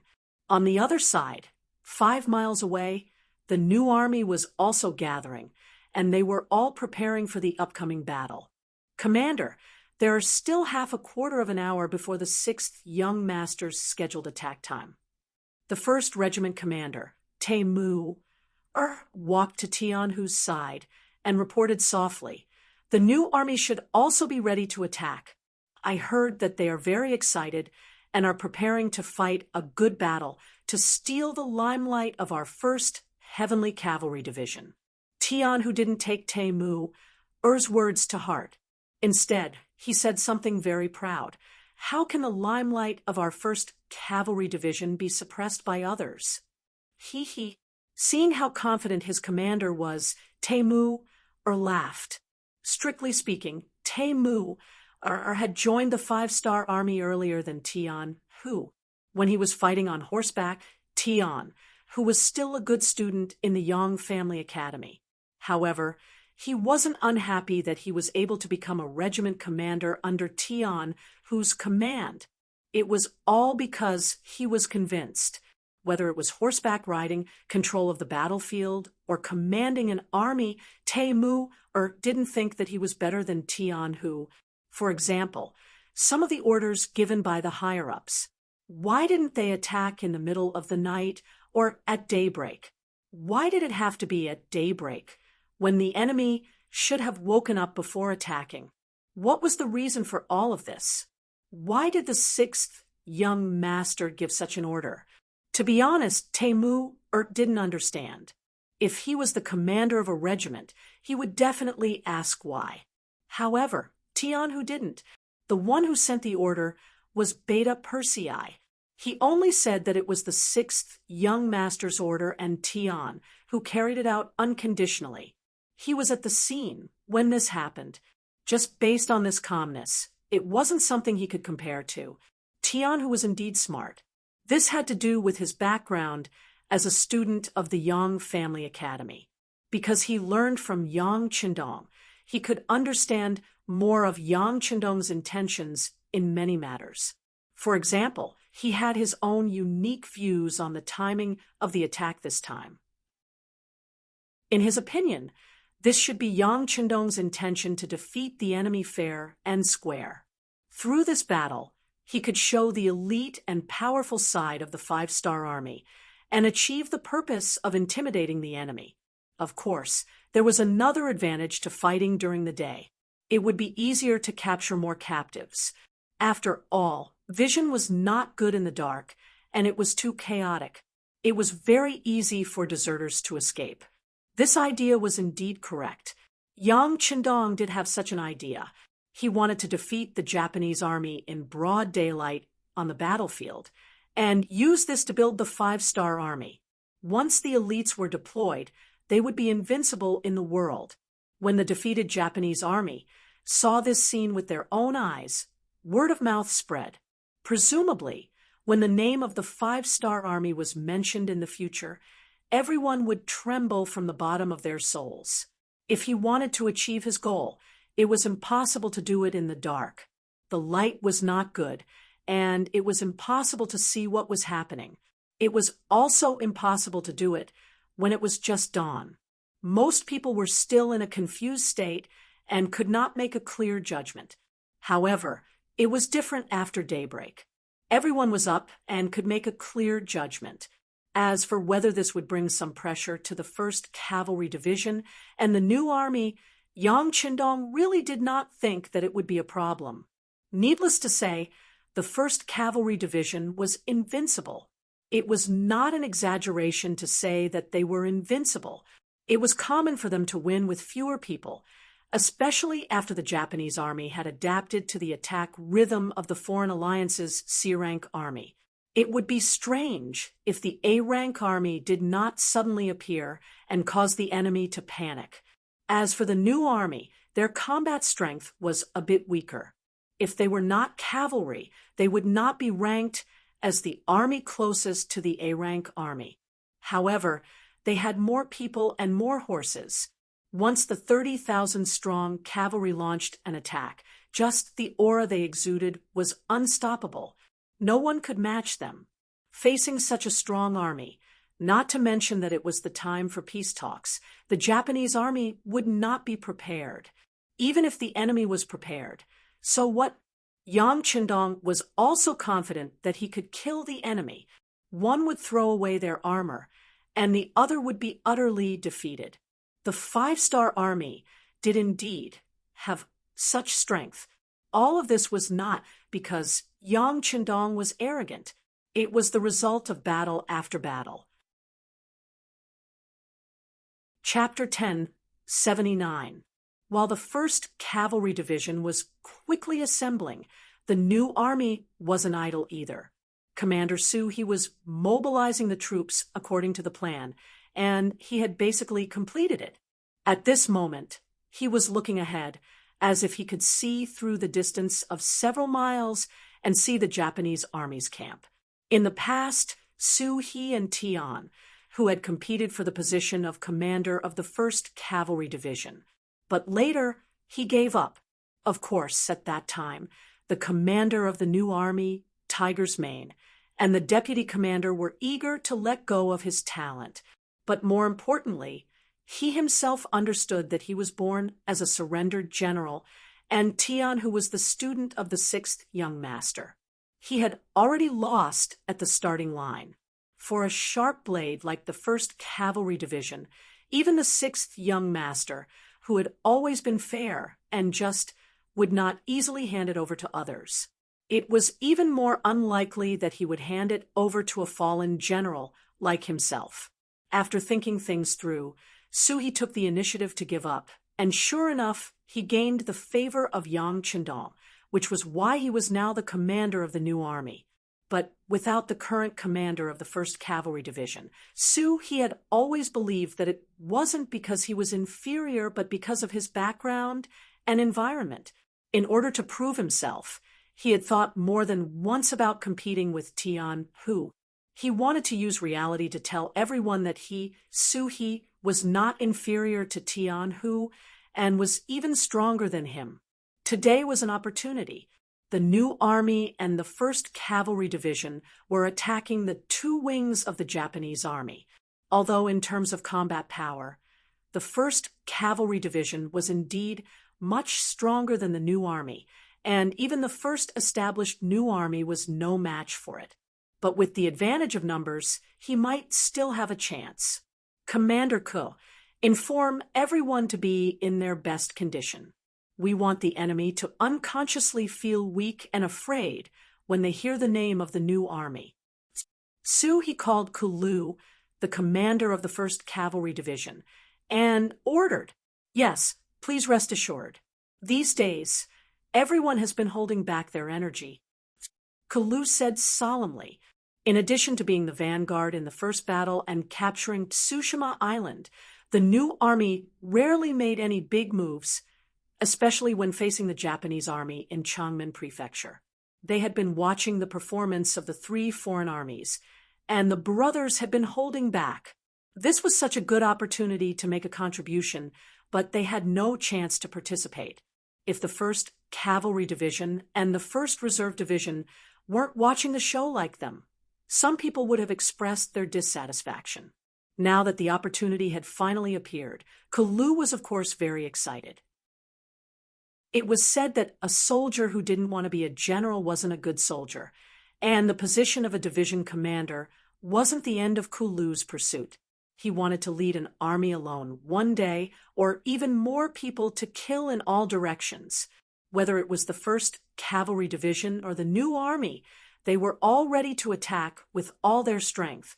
On the contrary, the 1st Reserve Division, who was in the middle of the attack, wasn't so excited. There was only one reason: they were infantry, and their speed couldn't catch up with the cavalry. The commander of the 1st Reserve Division, Su Kuda, had also fought his way up through the flames of war. He was a fierce general with both courage and wisdom.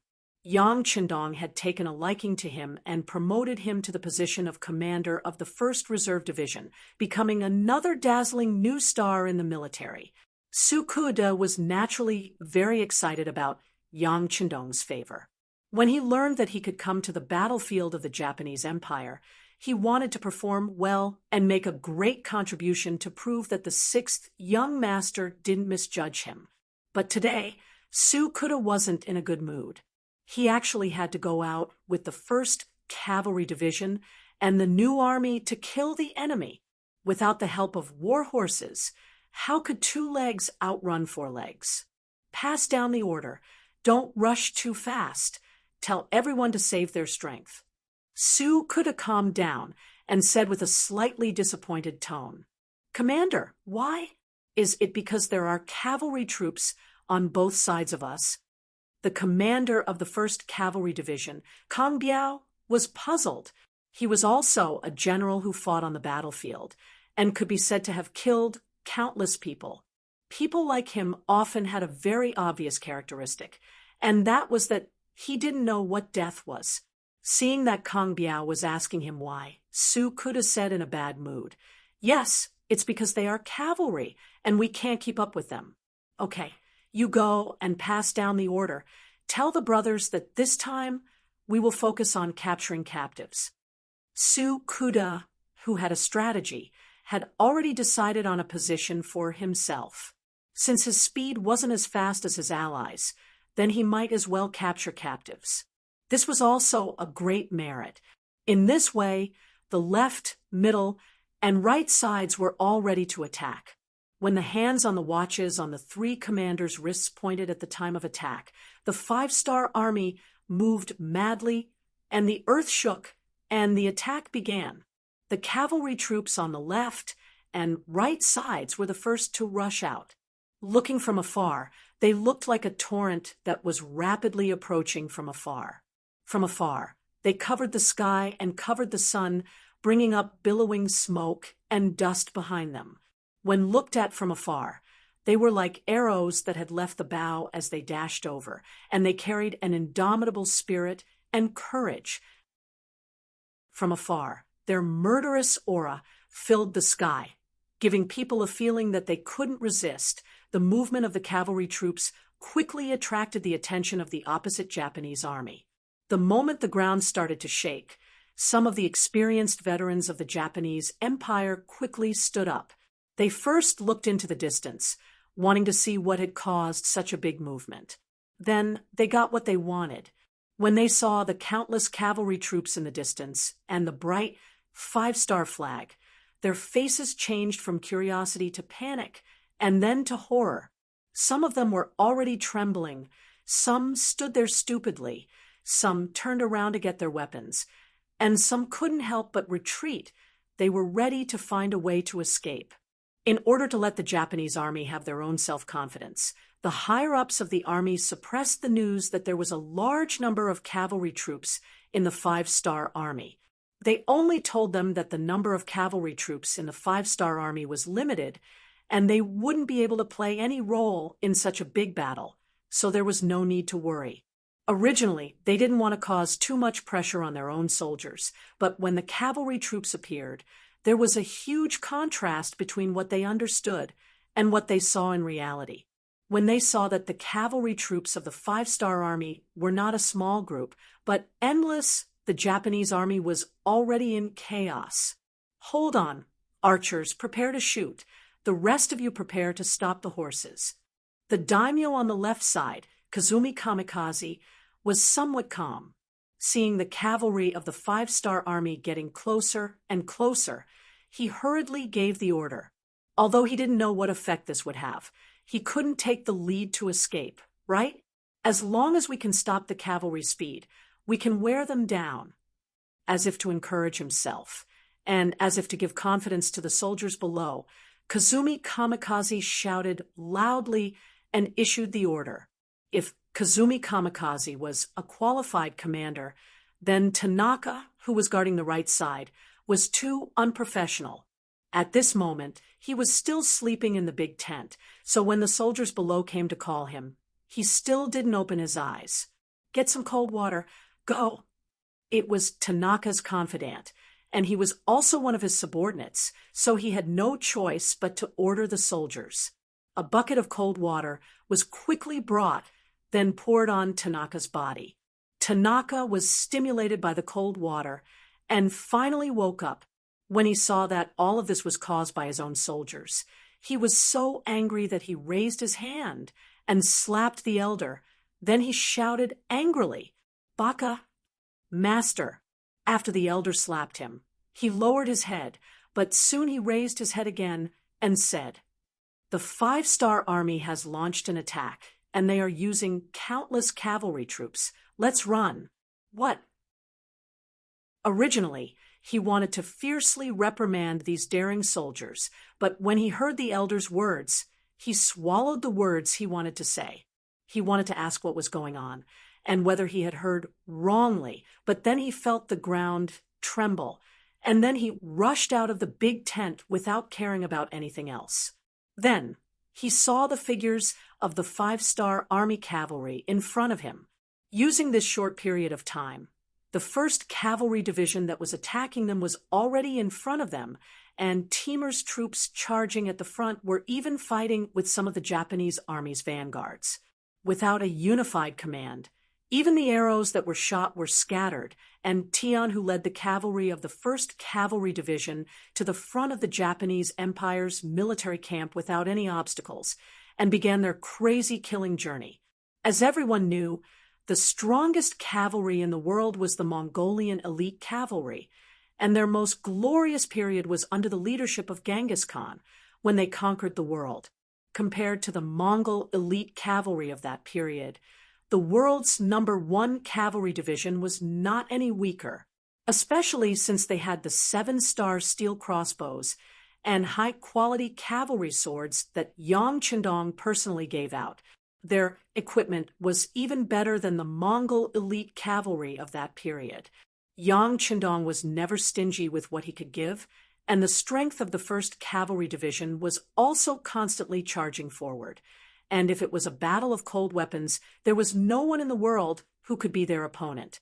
Such an excellent cavalry unit, and they came prepared, their morale was high, and they were full of confidence. On the other hand, the Japanese army was not prepared at all, and the result was already decided when they charged forward. Now, it was just a matter of how long the defending side could defend, and how big the losses were. Tanaka pushed open the curtain of the big tent, and what he saw was the 1st Cavalry Division charging forward, and no one could stop them. He even clearly saw the Japanese army in charge of the security of the perimeter being beheaded by cavalry swords. Chapter 1080. As the blood splattered through the air, Tanaka felt a chill on his neck. It was not that he had never been on the battlefield before. On the contrary, he had killed many people, sometimes in a very cruel way. But when he saw the 1st Cavalry Division killing everywhere, he couldn't help but feel scared. He had a feeling that this was an army that killed people like flies, and that the 50,000 Japanese army he led could not stop them. Retreat, retreat, run. Tanaka finally couldn't suppress the fear in his heart. After shouting these words like a madman, he turned around and ran. The elders and soldiers behind him had to do their best to catch up so that they wouldn't fall behind. The scene of Tanaka running out of the big tent was seen by many soldiers of the Japanese Empire. Limited by their knowledge, these ordinary soldiers, including many who had just joined the army, did not have a deep understanding of the strength of the 1st Cavalry Division. They even arrogantly thought that they had the advantage in numbers. The only thing they lacked was the commander. The general drank too much last night, and no one was commanding them. The moment Tanaka appeared in front of the big tent, these soldiers seemed to have seen hope. Many of them had already clenched the swords in their hands, ready to fight back at any time. But then the general ran away without even leaving a decent sentence, which attracted the attention of the other soldiers. Then they looked at each other in confusion. They were completely confused by the general's performance. But after a moment of hesitation, many people made a wise choice. The soldiers of the Japanese Empire, who had already picked up their swords and guns, and even put on their armor, quickly scattered and ran away. The general had run away, so what was the point of staying here? Waiting to be killed or taken captive? As long as they weren't stupid, they ran away. At this time, it wasn't about who ran faster, but as long as you ran a little faster than your companions, you might be able to escape from misfortune. An army, no matter how many people there were, and how much combat power they had, the moment their fighting spirit disappeared, they would be like chickens and dogs. There would be no threat at all. This was the case for the 50,000-strong Japanese army. When the 1st Cavalry Division rushed over and swept through the barracks like a gust of wind, what they faced was not the Japanese army that was putting up a desperate resistance. Instead, they were fleeing in all directions like defeated dogs. "Division Master, what should we do?" First Commander Tae Mu, and the other commanders asked Tian, who in unison, Bai Shuang will lead the 4th Regiment, and Gong Fong will lead the 5th Regiment to flank the enemy from the left and right. Try to keep as many Japanese army here as possible, so that the 1st Reserve Division, abbreviation for the 1st Reserve Division, can get here soon. Capture as many prisoners as possible. The 1st Regiment, 2nd Regiment, and 3rd Regiment will follow me to help the new army. Tian, who only pondered for a few moments before he made his decision. The smoothness of this battle was somewhat beyond his expectations. He still didn't know why the Japanese army was so weak, but when he saw the 1st Division and the other 2 divisions fighting, he knew that the Japanese army wasn't all useless. Perhaps there was something he didn't know about. If he was lucky, then the new army's luck wouldn't be too good. He decided to go over and help. Of course, Tian, who wasn't a god, he still had some selfish motives in his heart. For example, the new army's commander, Su, he had been secretly competing with him. If there was a chance, Tian, who didn't mind helping him and showing his strength. Tian, who gave the order, and not long after, the army was divided into 3 groups. At this moment, on the battlefield of the new army, the situation was in a stalemate. Unlike Tanaka, Kazumi didn't drink. The command, authority, and organization of the army were still there. The generals under him were also doing their duties step by step. Although the appearance of the new army was indeed beyond his expectations, after losing about 5,000 troops on the periphery, Kazumi still led the soldiers to block the new army's attack. What's going on? When Commander Su, he saw that the front army was not making good progress, his face showed anger.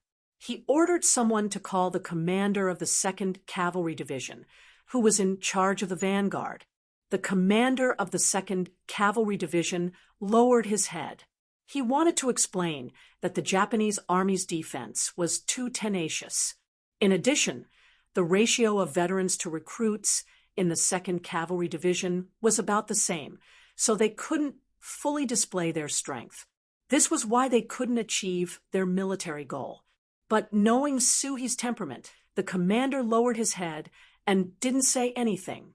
If they didn't complete the mission, any explanation would be useless. Humph, the 2nd Cavalry Division, will be replaced. Commander Ku, you go. After Suhi lost his temper, he turned his gaze to the commander of the 1st Cavalry Division, Kulu. No matter what method you use, you must break the enemy's defense in, at most, 3 hours. Otherwise, you don't have to come back to see me. Yes, Commander. Kulu also said with a dignified face, but at the same time, he was also a little excited. The harder the battle on the battlefield, the more it showed the strength and characteristics of an army. In other words, after the challenge, there were also opportunities. The 2nd Cavalry Division was forced to be replaced.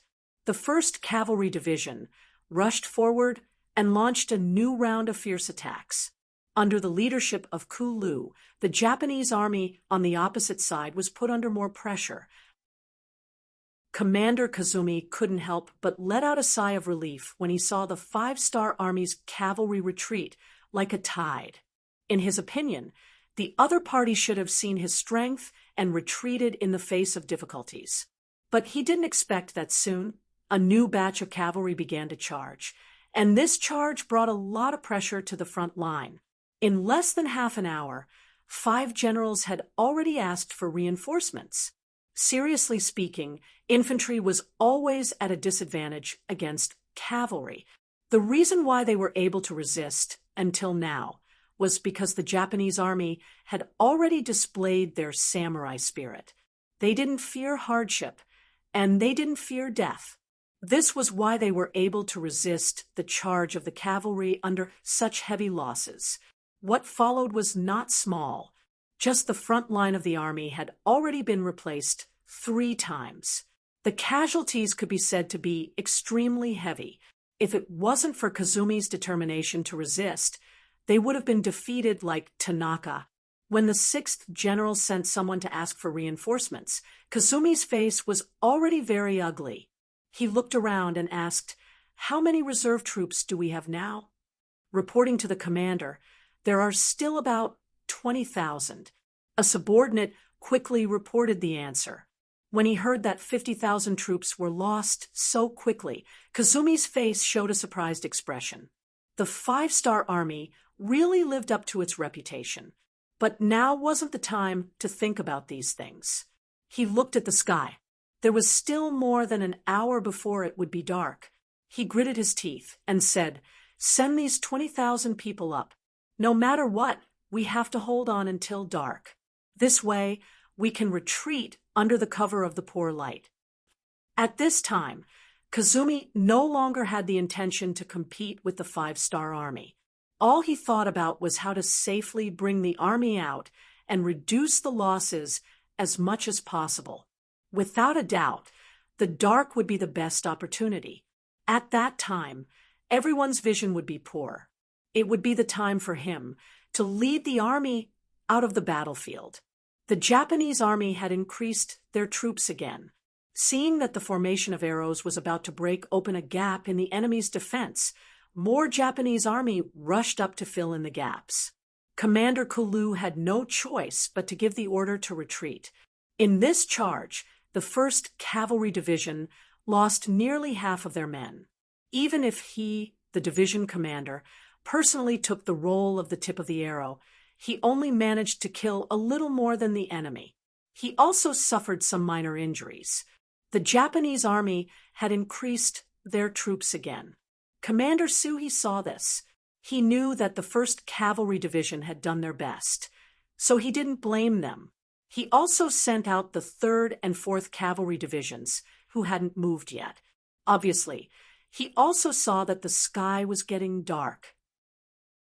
Once night fell, it would be impossible to completely wipe out the enemy. At this point, both sides had placed heavy bets. It was as if they would not stop until they fought to the death, and a victor was decided. Because of this, the battlefield became very cruel. The death toll on both sides rose sharply. The ground was littered with corpses, and the pungent smell of blood made it hard for people to breathe. Time passed by slowly. After the Japanese Empire had sent out all 50,000 troops, the effect was very obvious.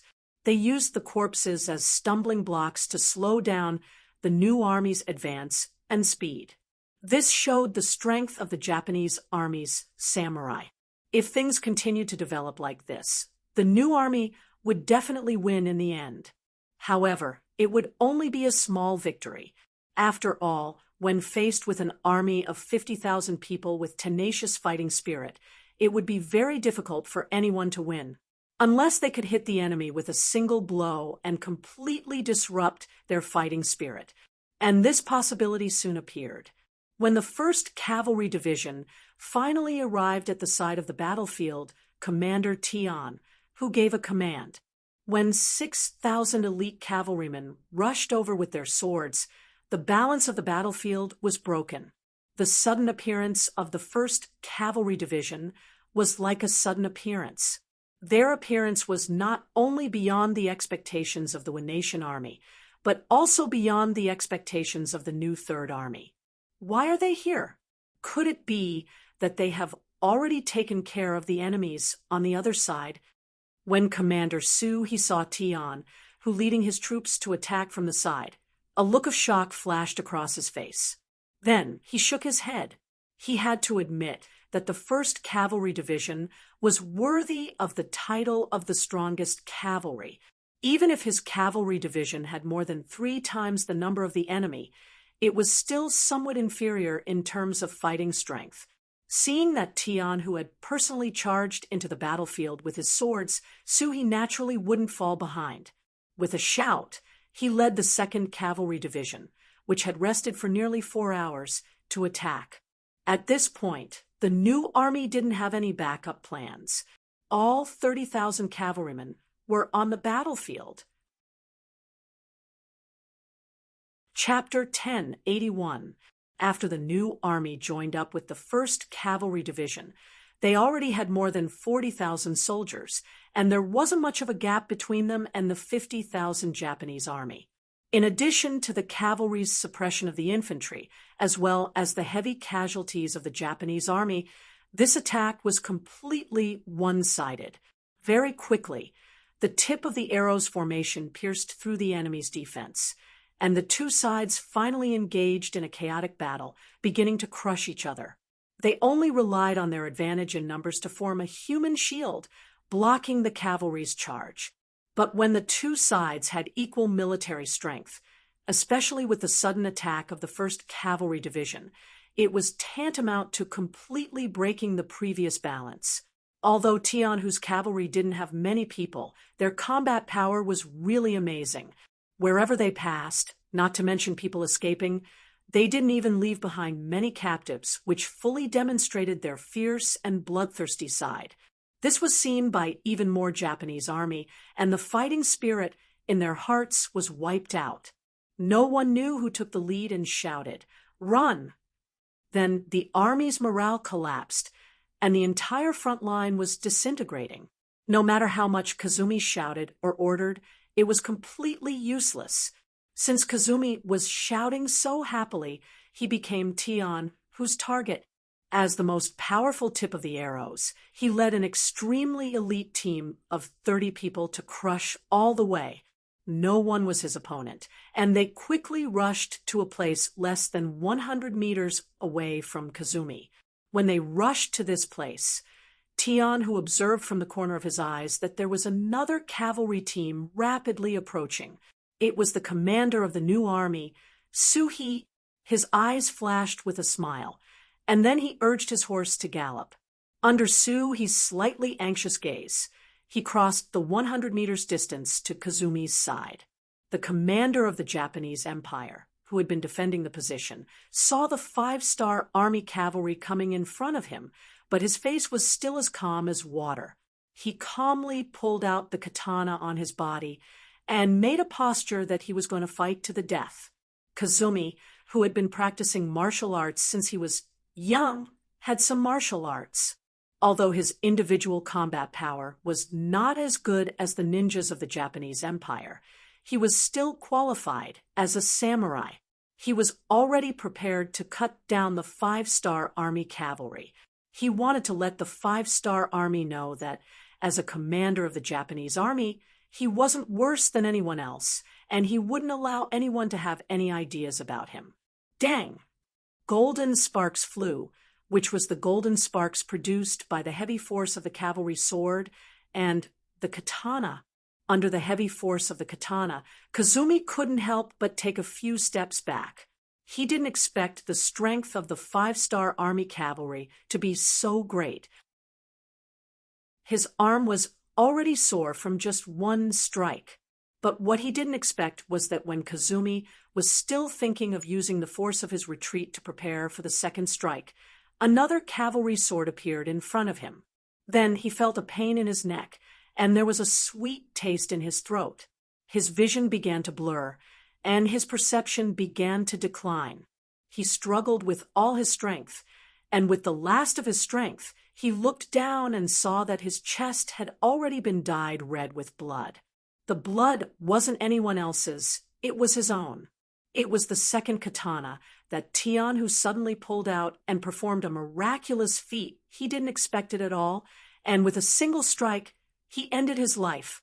Kazumi was dead, although Tian, who was forced to use the second katana because the process was too fast, it gave people the feeling that their commander had died tragically on the horse.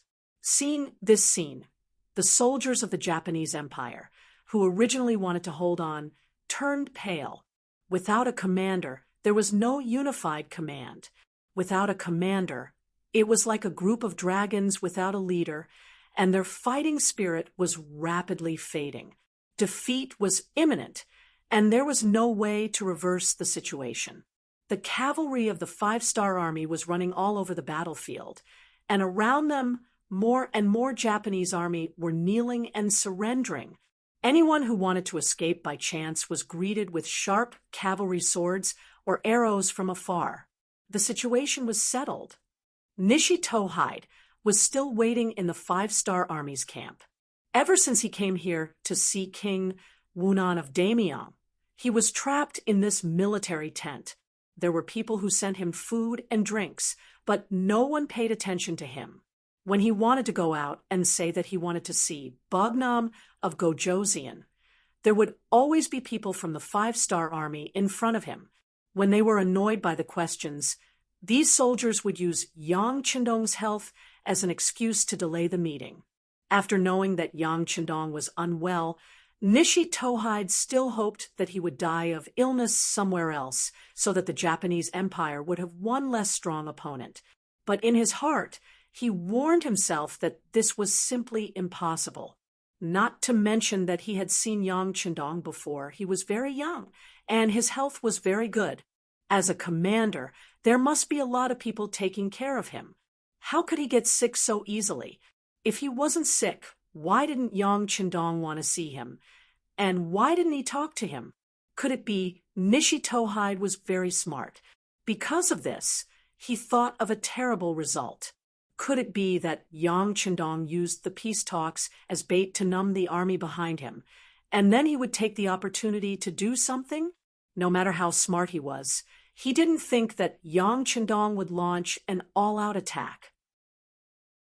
After all, both sides had fought for a day or two, and the strength of both sides had long been known during the war.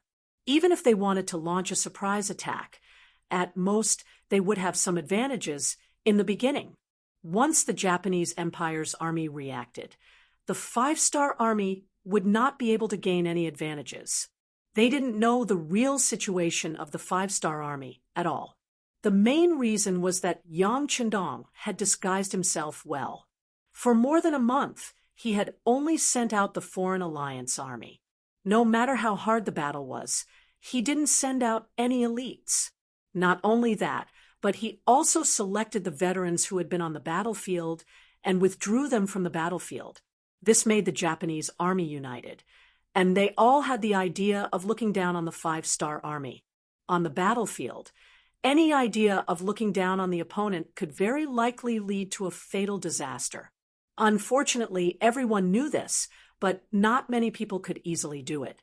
Nishi Tohide, who had confidence in the Japanese army and looked down on the five-star army, couldn't think of what Yang Chendong was planning. He simply stopped thinking about it and ate, drank, and slept well in the tent. He acted as if he wasn't in a hurry, and the five-star army should be in a hurry. 4 days later, when Nishi Tohide was still sleeping comfortably in the tent, a few soldiers from the five-star army came and said that the sixth young master wanted to see him. At this time, Nishi Tohide's face showed a trace of pride. What? He couldn't play psychological warfare anymore, and wanted to prepare for peace talks.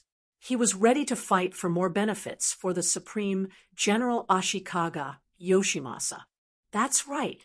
Ning Shidwishyo regarded the house arrest as Yang Chendong's probing. In his view, it was obvious that he had won. For this reason, when he walked all the way to the main tent, Nishi Tohide's face still had a confident and proud smile.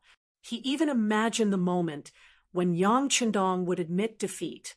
But all of this changed when he came outside the main tent and saw Kazumi's head placed outside the tent.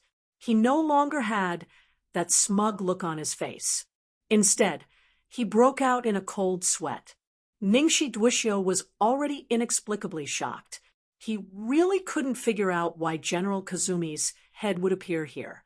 Wasn't he defending the front line of Changmen Prefecture with 50,000 Japanese troops? On his side, there was another 50,000 Japanese army led by Wadamura. With these 100,000 people forming a strong line of defense, how could they die here? His face was full of confusion, but his whole body was already covered in cold sweat. When he entered the main tent and saw the sand table in front of him, he noticed that most of the Changmen Prefecture's territory had been planted with red flags. The fear in his heart was even more serious. You killed General Kazumi. Under nervousness, Nishi Tohide no longer had the confident look he had when he was holding the Pearl of Wisdom. He said with a frightened expression, sitting above the main tent, Yang Chendong's face was like spring. Facing Nishi Tohide's question, he didn't immediately answer. Instead, he looked at the petite Junko and smiled. Junko seemed to have received some kind of hint. First, she smiled at Yang Chendong, then looked at Nishi Tohide, who entered the tent, and said, "Yes, he is dead. He dared to disobey the emperor's order and helped Ashikaga Yoshimasa. This is what they deserve." As the former princess of the Japanese Empire, Junko hated Ashikaga Yoshimasa, including those who followed the general. In her heart, she hoped that these people would be buried with her father. Kazumi's death was just the beginning. Junko said this with anger, which made Nishi Tohide's face become even uglier. He saw Junko's anger and knew that this was the result of her emotions. Whether it was out of self-esteem or because of his long-standing patriarchal mentality, he decided not to argue with Junko even though she was a princess. Instead, he looked at Yang Chendong and asked, "Bugnam of Gojoseon, aren't we negotiating?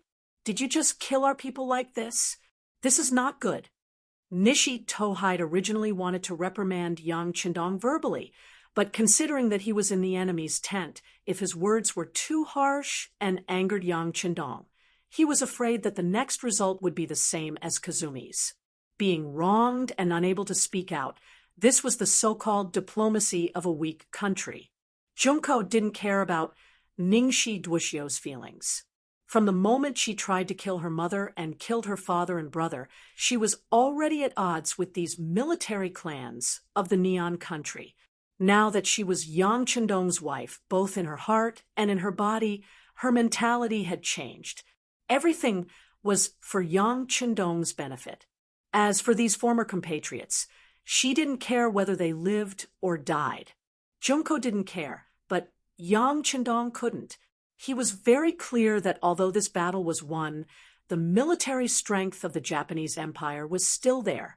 The combined strength of the army and navy was still several times his own. If he continued to choose to fight with force, even if there was a day when he could defeat the enemy, he was afraid that he would have to pay a heavy price. Chapter 1082. None of this was what Yang Qindong wanted. What he wanted was to take over the entire Japanese empire without breaking any bones.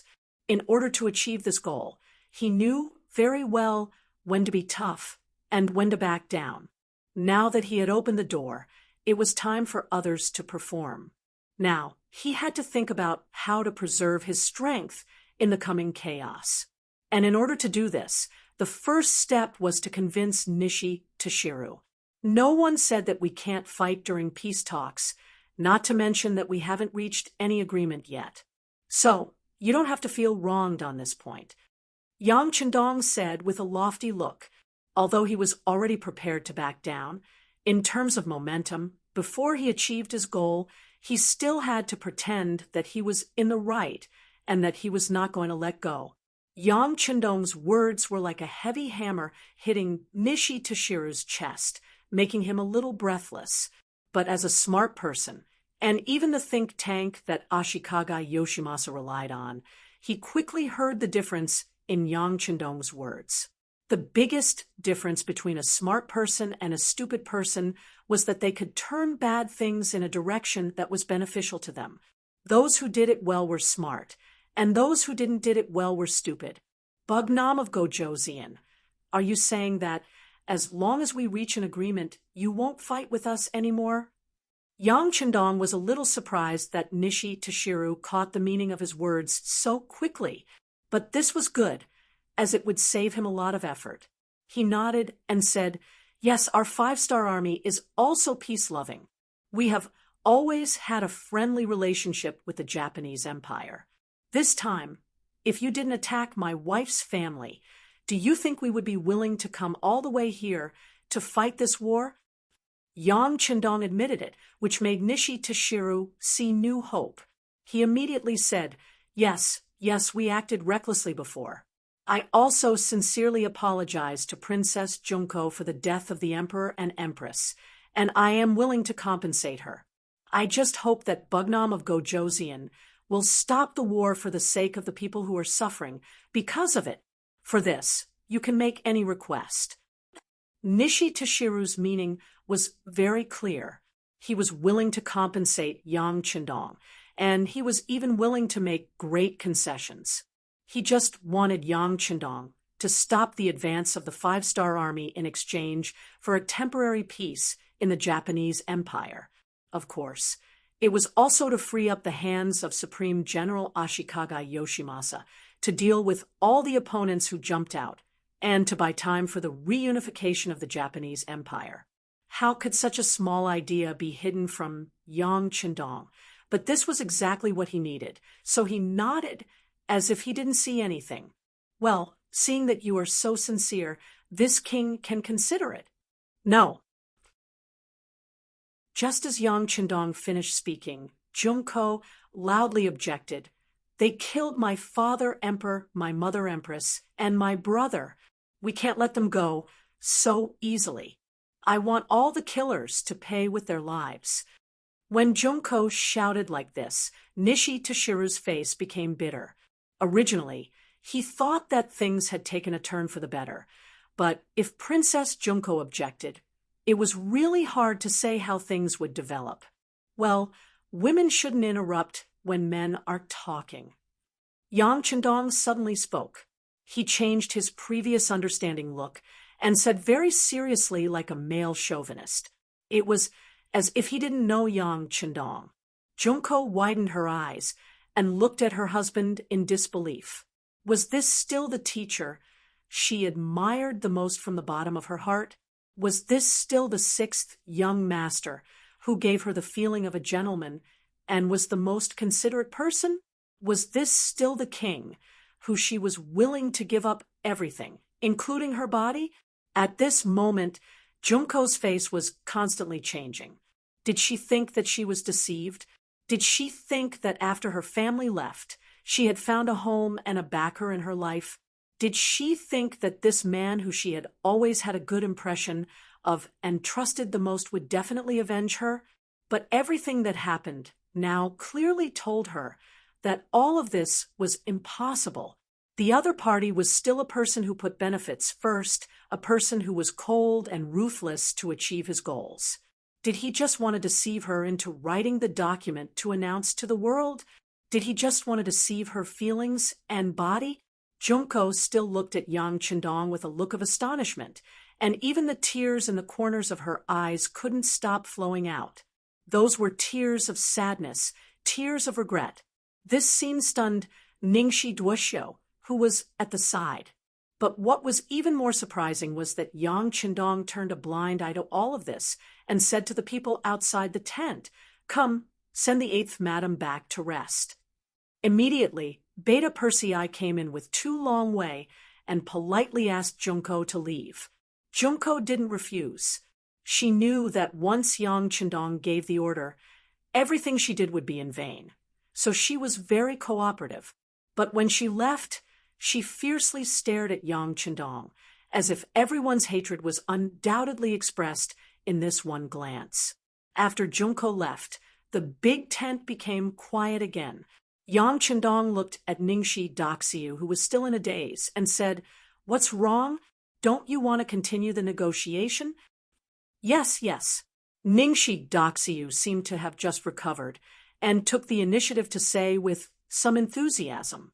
Junko was escorted back to her tent, and then lay on the bed and cried bitterly. She once thought that even if her parents and brother left her, she would not be lonely because there was a man who would take care of her, cherish her, and protect her. But all of this was destroyed because of what happened just now. She felt like she had just met Yang Chendong and regretted it. At the same time, she secretly hated herself for being so stupid. She didn't even know that she had become a chess piece in his hands. She cried bitterly, and even when the maid Miko and the guard Xiaolin appeared, they were driven out by her. Now she just wanted to cry alone. She cried for more than half an hour, and then, under extreme mental exhaustion, she fell asleep. She didn't know how much time had passed, until she felt a warm body on the cold bed. She habitually leaned over, looking for the chest that she thought was the most solid in her heart. But when she just leaned against the warm chest, Junko suddenly thought of something, and suddenly opened her eyes. When she saw that it was indeed her husband, Yang Chendong, lying beside her, she didn't know where she got the strength and courage, but she struggled to get up and broke free from the restraint of Yang Chendong's right arm. "Lie down." Feeling that Junko was really resisting, Yang Chendong suddenly said, and at the same time increased the strength of his arm and pressed Junko to his side again. Junko gasped for breath, feeling that Yang Chendong was angry, but she wasn't afraid because she could no longer see the hope of life, and she had already decided to die. Since that was the case, what was there to be afraid of? At most, she would die. "Let go of me? You liar!" While struggling with all his might, he continued to shout. It was clear that he was not going to give in no matter what. "How did I lie to you?" A gentle voice suddenly sounded in her ear. Then Yang Chendong's arms exerted a little force and completely controlled Junko, making her unable to move. His voice sounded again. "I remember that in class sometimes we shouldn't believe our eyes and ears because what they represent may not be the most true side. Do you still remember?" Junko was stunned by this sentence. What kind of situation was this? Why was he still thinking of teaching her? Did he really think that she was a fool? A naive girl who was deceived but still obedient. She wanted to continue resisting. But then Yang Chendong's voice sounded in her ear again. "Give me half a quarter of an hour to explain. If you still want me to leave after hearing what I have to say, I will agree. How about it?" The magnetic voice sounded, and it was particularly pleasant to hear. For some reason, Junko became quiet Maybe she didn't believe that Yang Chendong would deceive her, and she always wanted an explanation. Junko became obedient, and Yang Chendong's voice sounded in her ear. In just a moment, Junko's face began to change. First it was surprise, then it was surprise, and finally it became surprise. After Yang Chendong finished, Junko hurriedly said, "You mean everything before was just an act, just to make Ningxi doxiu and Ashikaga Yoshimasa behind her lower their guard?" Yes. Yang Chendong nodded. Just now, he was explaining this matter to Junko.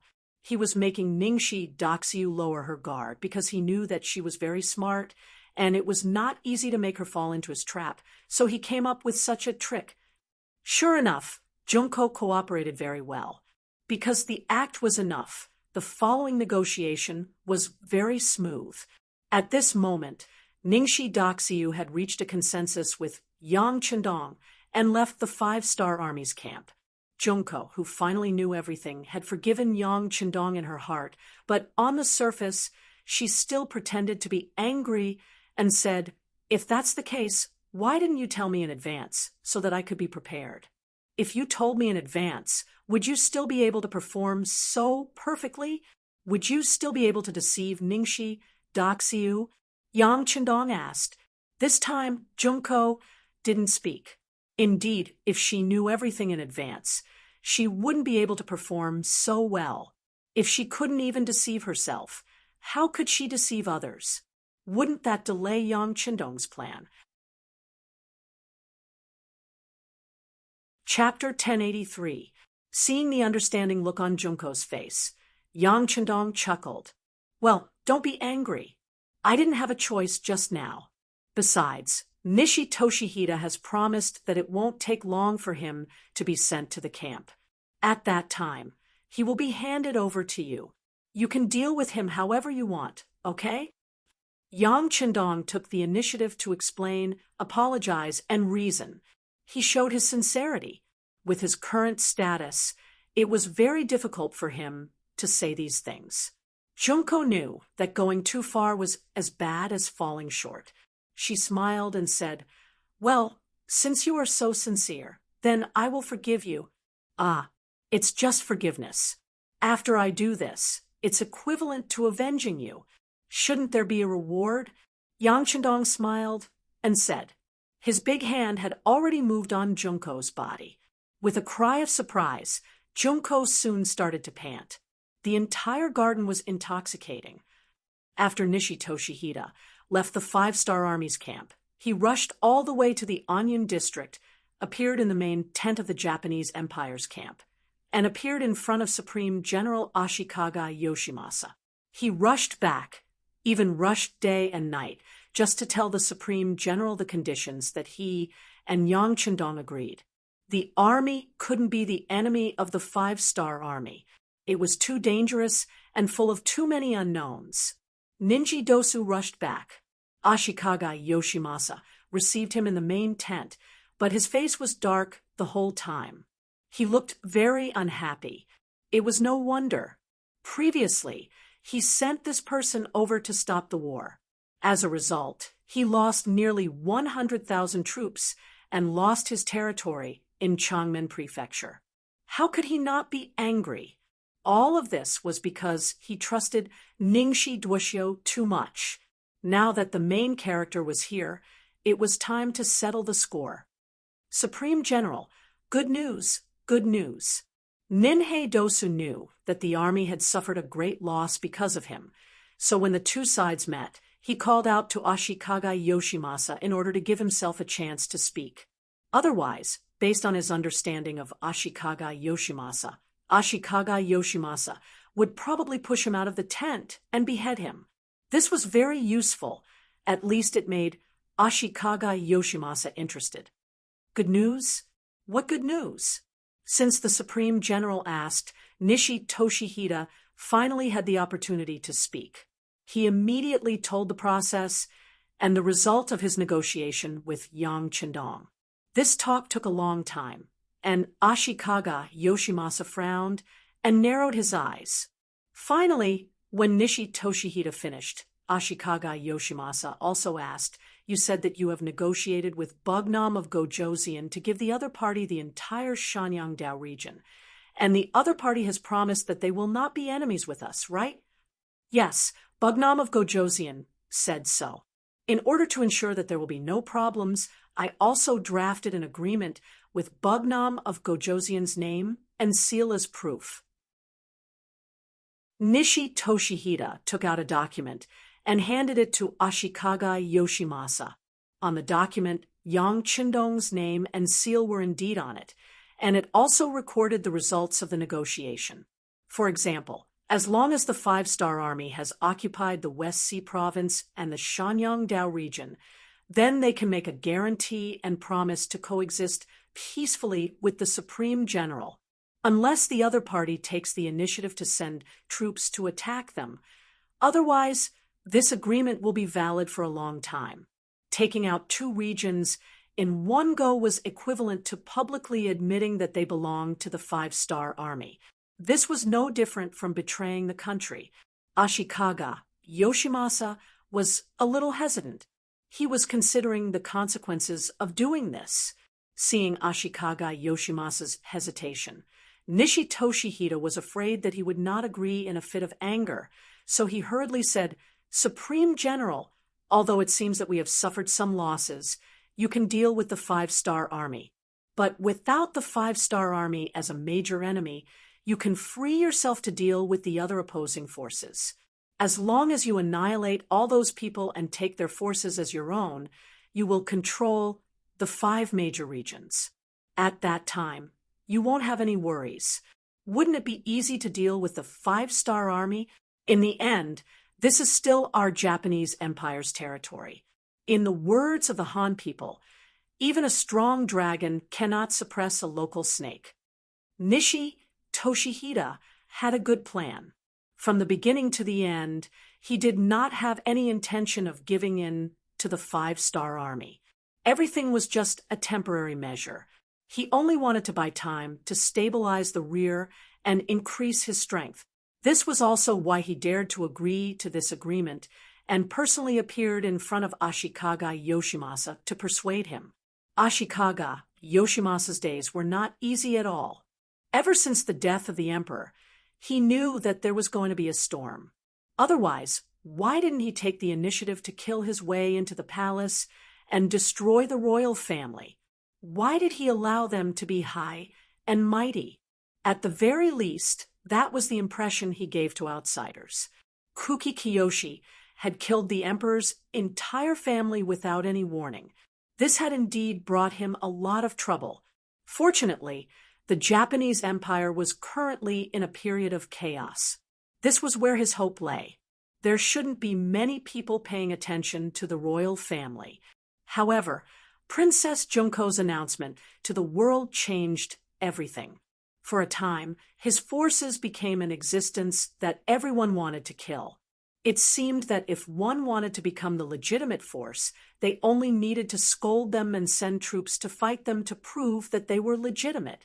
Because of this, not only were the troops temporarily unable to be recruited in time, but the Five-Star Army was also suddenly pressing on the front. With an interception in front and a pursuit behind, Ashikaga Yoshimasa was already in a dangerous situation. If the Five-Star Army suddenly stopped attacking, this would undoubtedly give him a chance to catch his breath. With enough time, he would be able to get rid of those people who wanted to beat him while he was down. Ning Shidaxiu saw this and agreed to Yang Qindong's request without asking for permission. He also believed that as long as Ashikaga Yoshimasa wasn't stupid, he would definitely make the wisest and smartest choice. To be able to become a great general, not only was he brave, but Ashikaga Yoshimasa was also a very smart person. He only hesitated for a moment before nodding heavily. "Fine, let's give the Sanyang path to the Five-Star Army first. However, I will soon let them know that eating this great general's food is not that easy to swallow." Ashikaga Yoshimasa agreed, and then issued a few orders. The 400,000 Japanese Empire troops stationed in the Sanyang Path began to retreat. After leaving the Sanyang Path, they didn't return to Ping and Beijing. Instead, they went straight to the Hokuriku, Tokai, and Shanin paths. There were already many warlords of the Japanese Empire there who wanted to take advantage of the chaos. Now was the time to deal with them. The Japanese army withdrew and gave up the entire Sanyang Path. Yang Qindong, who was already prepared, immediately gave an order. Then, the five-star army quickly moved forward and occupied the empty area that was not guarded by any army.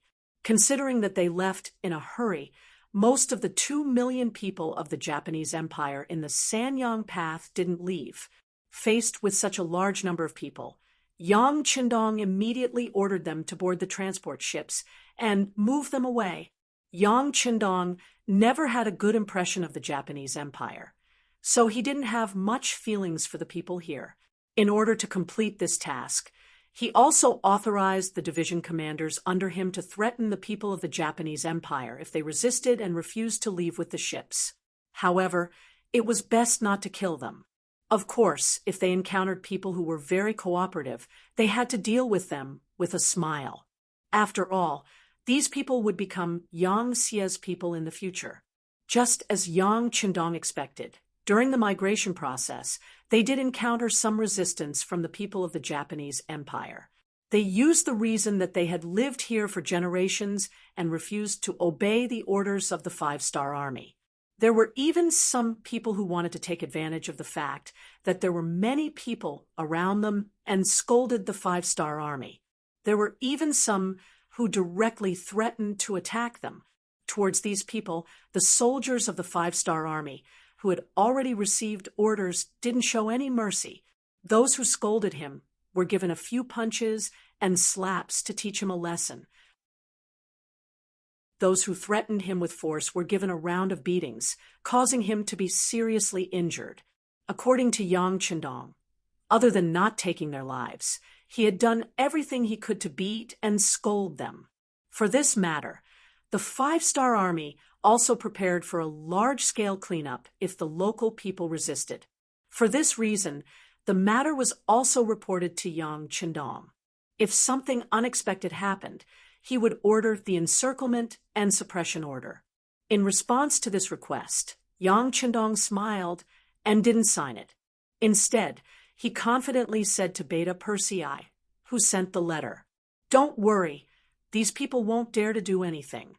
As long as we show enough strength, they will definitely be more obedient than anyone else."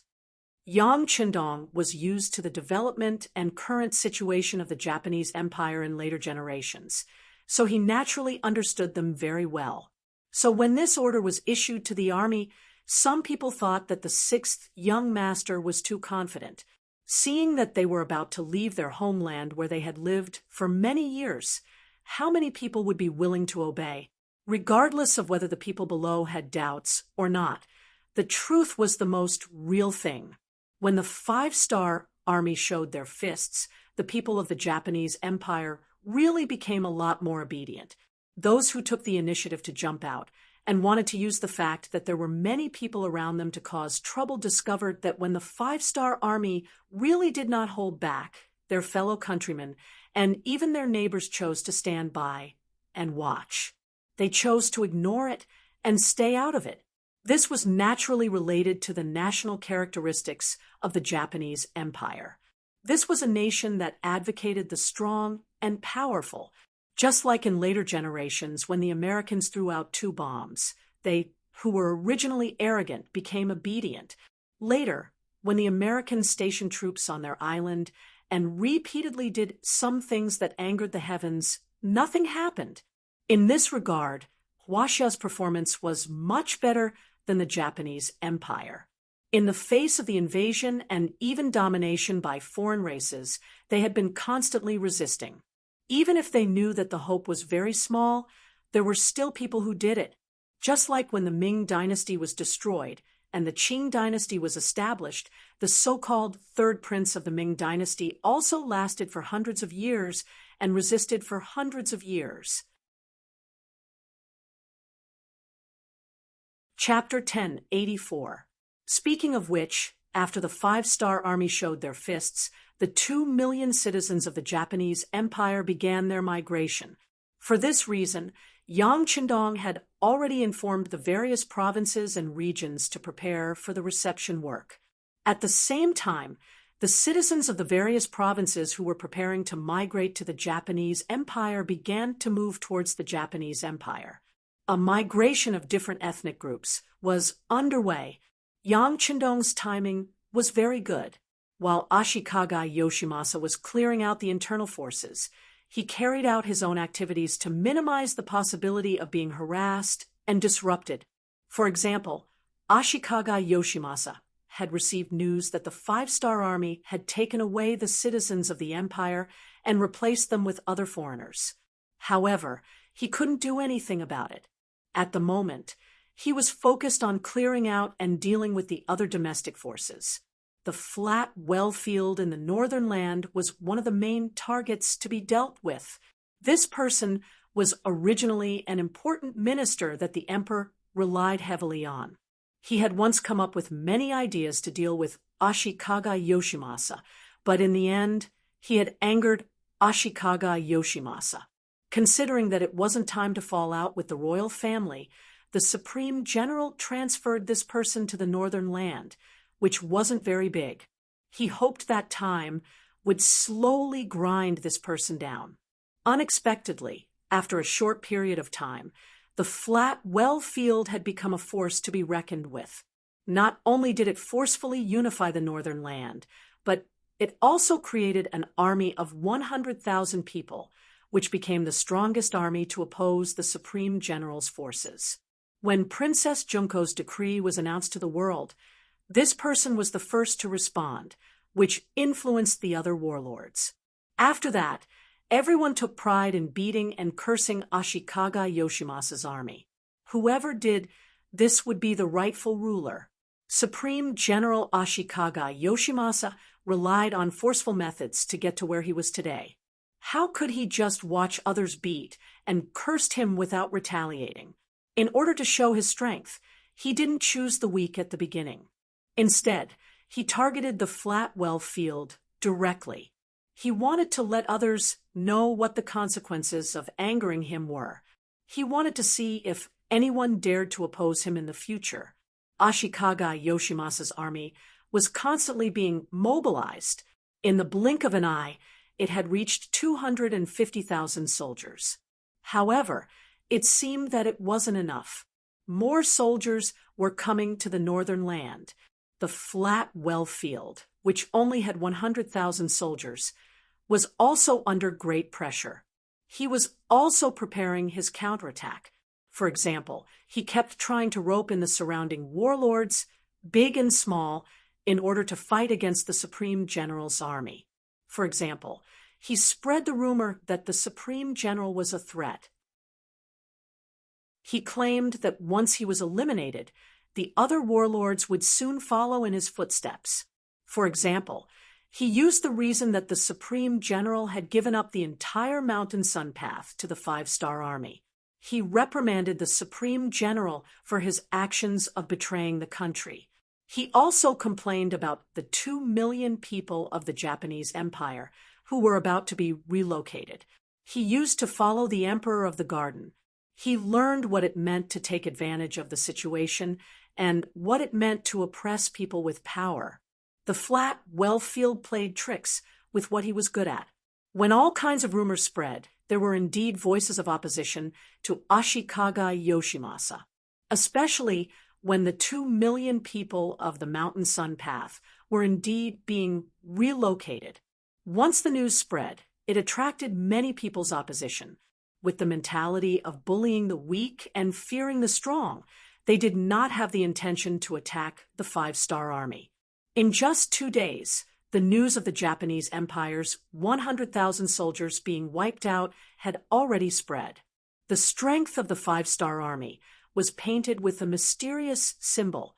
Not daring to provoke the five-star army did not mean that they would not do anything.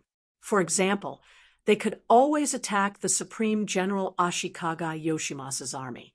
Although this force was very big, there were also many opponents. As long as the small forces gathered together, they still had the power to fight. The flat well-fields tactics worked. For their own survival, more and more small warlords joined the army to resist Ashikaga Yoshimasa, who asked this person to be so strong that he broke the original balance. The news spread to the Supreme General's ears one by one. Ashikaga Yoshimasa was furious. If he had known that the flat well-field was so talkative and difficult to deal with, he would have killed this person when he was in the palace to prevent future troubles. Now, it was too late to say anything. The only thing he could do was to send out troops to eliminate this person. With this as an example, he wanted to see who would dare to make an enemy out of him. After Yang Chendong came to the Japanese Empire, an even bigger civil war broke out. After gathering an army of 300,000, Ashikaga Yoshimasa personally took up the role of the Supreme General and began to attack and occupy the Hokuriku. The flat well-field also joined forces with the 50,000 warlords in the surrounding area. Thus, a chaotic war between the 400,000-strong army began. When an even bigger civil war broke out in the Japanese Empire, the one who was happy was Yang Chendong. Taking advantage of this opportunity, he methodically moved the citizens of the Japanese Empire in exchange for a large number of foreign citizens. He continued to forge a new Japanese empire. At the same time, even more foreign allied forces were sent to the front lines of the Japanese Empire. After the original Foreign 1st Division, the Foreign 2nd Division, and the Foreign 3rd Division, the Foreign 4th Division and the Foreign 5th Division also arrived. The Five-Star Army's army in the Japanese Empire reached 200,000 people. There were 150,000 of them on land and 50,000 on the sea. It was fine if he didn't make a move, but when he did, it would be a war that would destroy the country. This was how decisive Yang Chendong was when doing things. He had been eyeing the Japanese Empire for a long time, but the time hadn't come yet. The moment he made a move would be the moment when the entire Japanese Empire changed its name. The Japanese Empire's territory wasn't small. The main thing was that it had a large population. The various powers intertwined with each other, and there were even specialized samurai and ninja armies. Furthermore, the internal structure of the island was complicated, and it wasn't easy to take it down. It would take a long time. The war here also left Yang Chendong and part of the Five-Star Army's main force here, in the outside world. When they found out that Bugnam of Gojoseon and part of the Five-Star Army's main force were left behind in the Japanese Empire and couldn't leave, some powers became restless.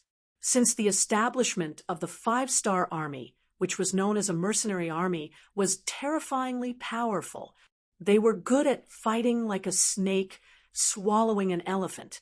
They were good at fighting lightning and quick battles. At the same time, they had also won countless battles with a small number of people. It was precisely because of these characteristics that Yang Xie was able to develop and grow, but at the same time, it was also feared by many powers. Because until now, no one knew what the Five-Star Army's ultimate goal was. What did they want to do? To what extent did they want to expand? If it was said that before, some people thought that Yang Xie was just making a small fuss, and that the places he chose were barren and barren, then with North Korea, Luzon, and especially now with the war against the Japanese, these thoughts were finally about to change.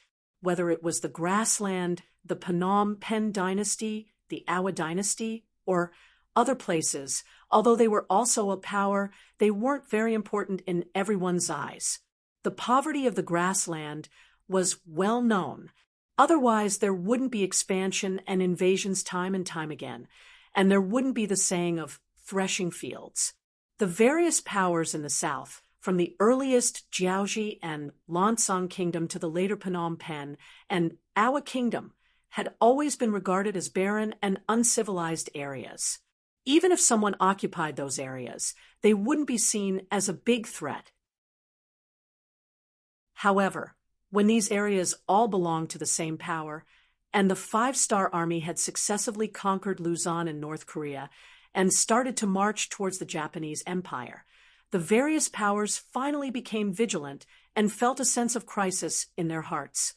They knew that if they continued to underestimate the Five-Star Army and Yangtze, there would be a day when they would become the next target. Among them, the great Ming dynasty, which was famous in the vicinity and was often regarded as one of the most powerful states in the Celestial Empire, was the most worried. The Emperor of Biming, Zhu Qiu, was one of the most worried. Looking at the map in front of him, other than the southern Ming dynasty in the south and the northern wasteland in the north, his west and east were all occupied by the Five-Star Army. In other words, if he were to encounter danger, he wouldn't even have a place to retreat. Although Biming's strength wasn't bad. Especially in the past few years, they had been vigorously developing their military, allowing them to have an army of several million soldiers. This gave them a feeling of transcendence when facing any power. However, when facing the Five-Star Army, he still didn't have enough confidence. We can't let the Five-Star Army continue to develop like this. Zhu Qiu looked at the map on the wall and muttered to himself, but it was as if he had made up his mind. Ever since he received the 5 million taels of silver from Yang Qindong and established the Biming Bank, Zhu Qiu used various methods to increase the amount of silver he could use. His self-confidence also continued to grow, and some of the goals he had set before also began to change. His original plan was to defend against the invasion of the grassland tribes in the west, defeat the southern Ming dynasty in the south, and unify the Ming dynasty. As for the Five-Star Army, being able to be a king with a different surname was already a great honor. But now, this plan had to change. It wasn't for anything else, but because the rise of the Five-Star Army was too fast. It was so fast that it had already become a colossus, an existence that couldn't be ignored. If they weren't careful, it could even become the biggest threat. There had never been any true friendship between countries, only mutual benefits. In the past, the Five-Star Army had the opportunity to continuously develop and strengthen, but it hadn't reached a level where it could make people wary. At most, they would be afraid. However, now that the war with the Japanese Empire had begun, according to the Five-Star Army's usual practice, it was very likely that it wouldn't be long before this place became one of the new Yangtze's territories. At this moment, some people could no longer endure. First, Biming's Zhu Qiu made a move. He didn't even inform any of the court officials. Perhaps he was already a little worried about these people. He sent out a group of eunuchs who were completely loyal to him. He sent eunuchs secretly to the southern Ming Empire and the grasslands. For the sake of safety, even the chief eunuch Jin Ing was bypassed. However, because this person's goal was too big, some confidential matters were left in his hands, making people feel uneasy.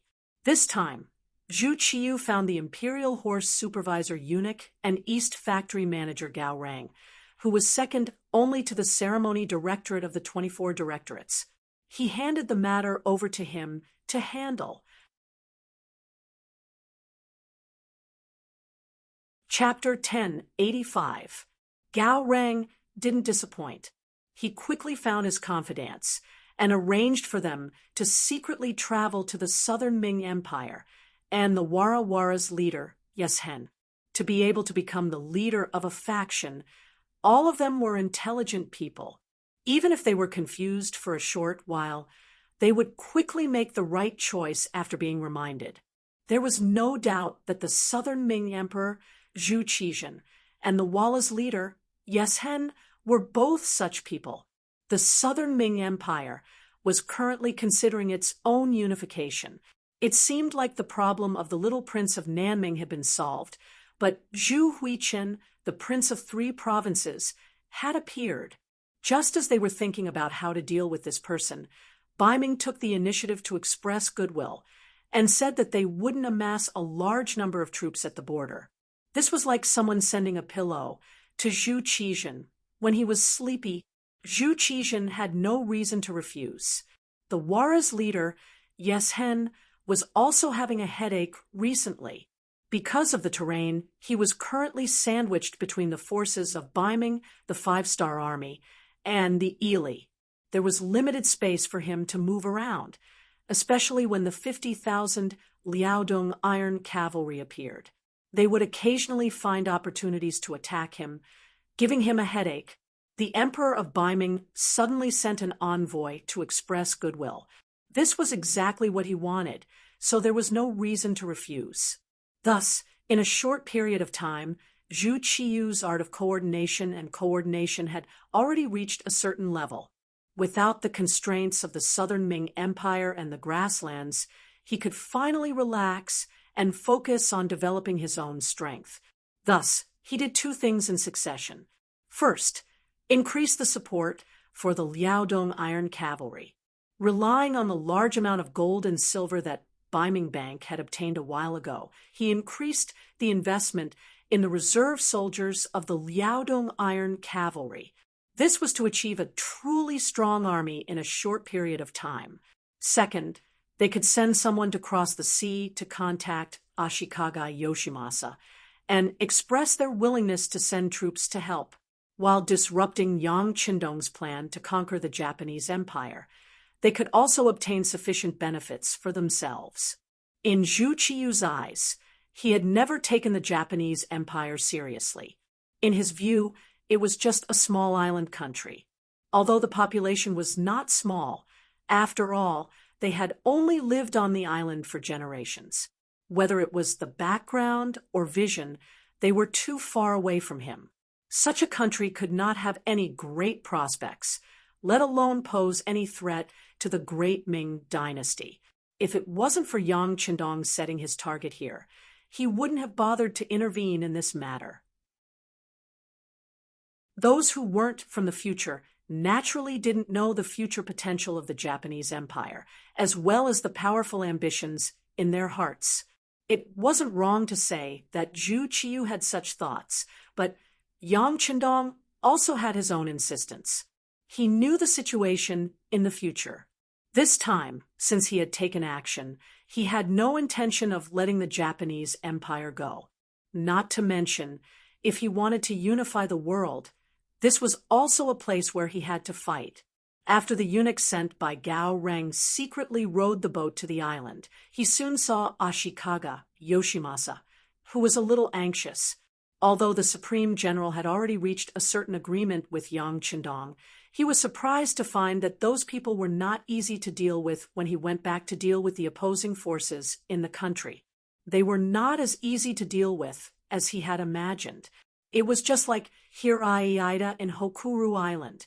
Although the Supreme General had twice the military strength of Hirai-Ida, the Supreme General was not as easy to deal with as he had expected. Instead, the Supreme General was gradually in a stalemate with Hirai-Ida in Hokuru Island.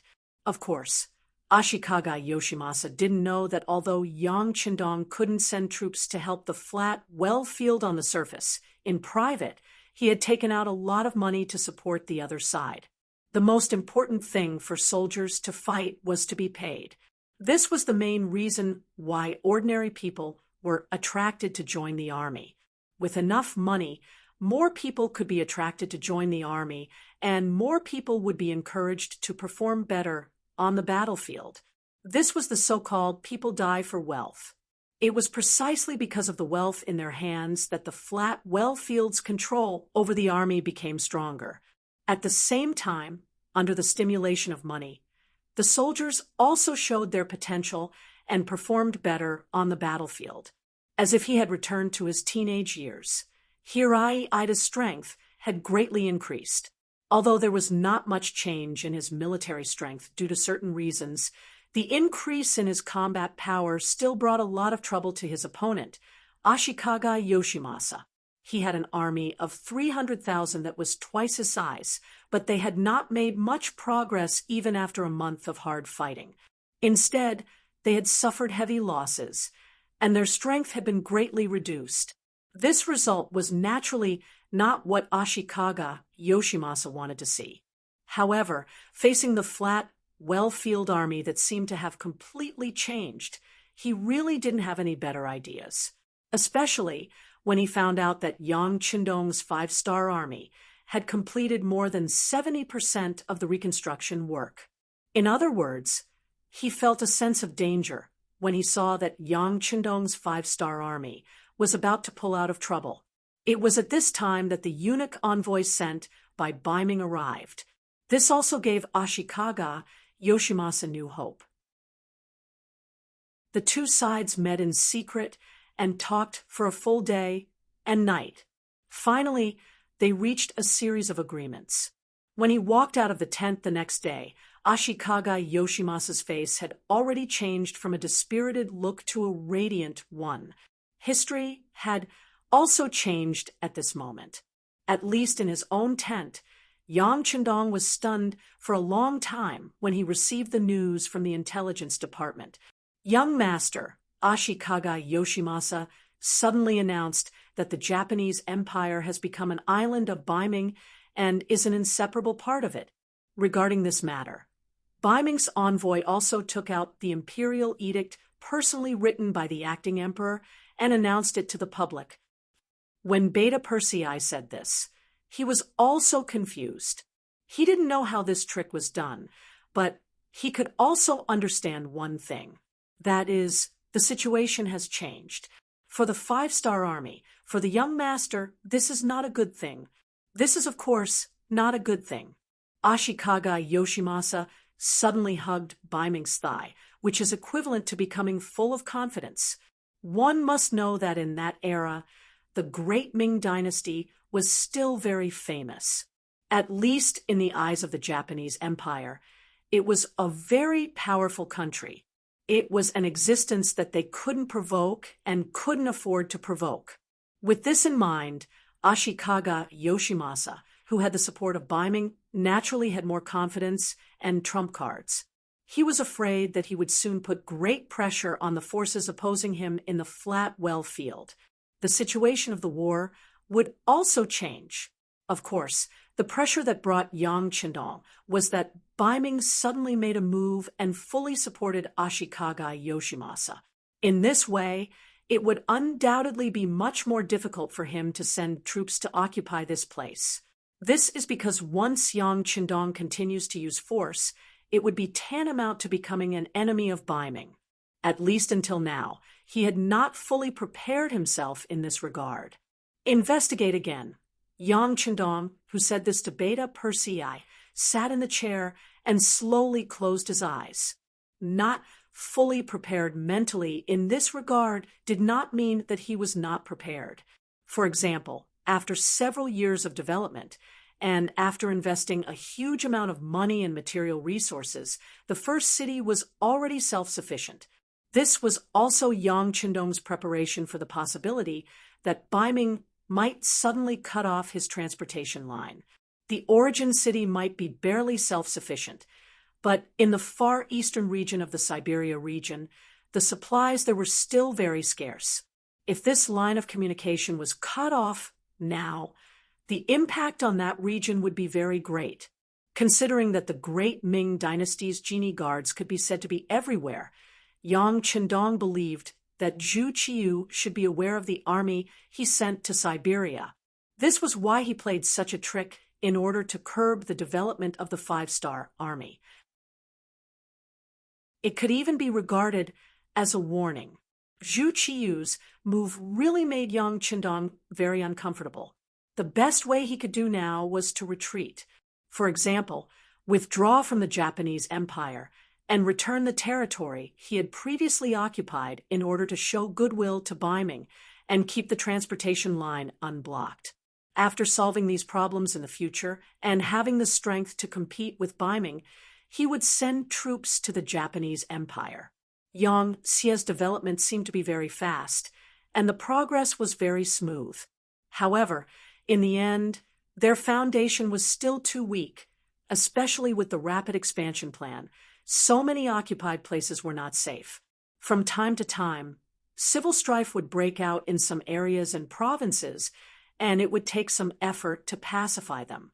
Internal stability was a big problem, and the lack of military strength also gave Yang Qindong quite a headache, considering the elite route, considering that the morale of the people was not very stable, and the expansion of the troops was also a problem. The size of the Five-Star Army had always been small.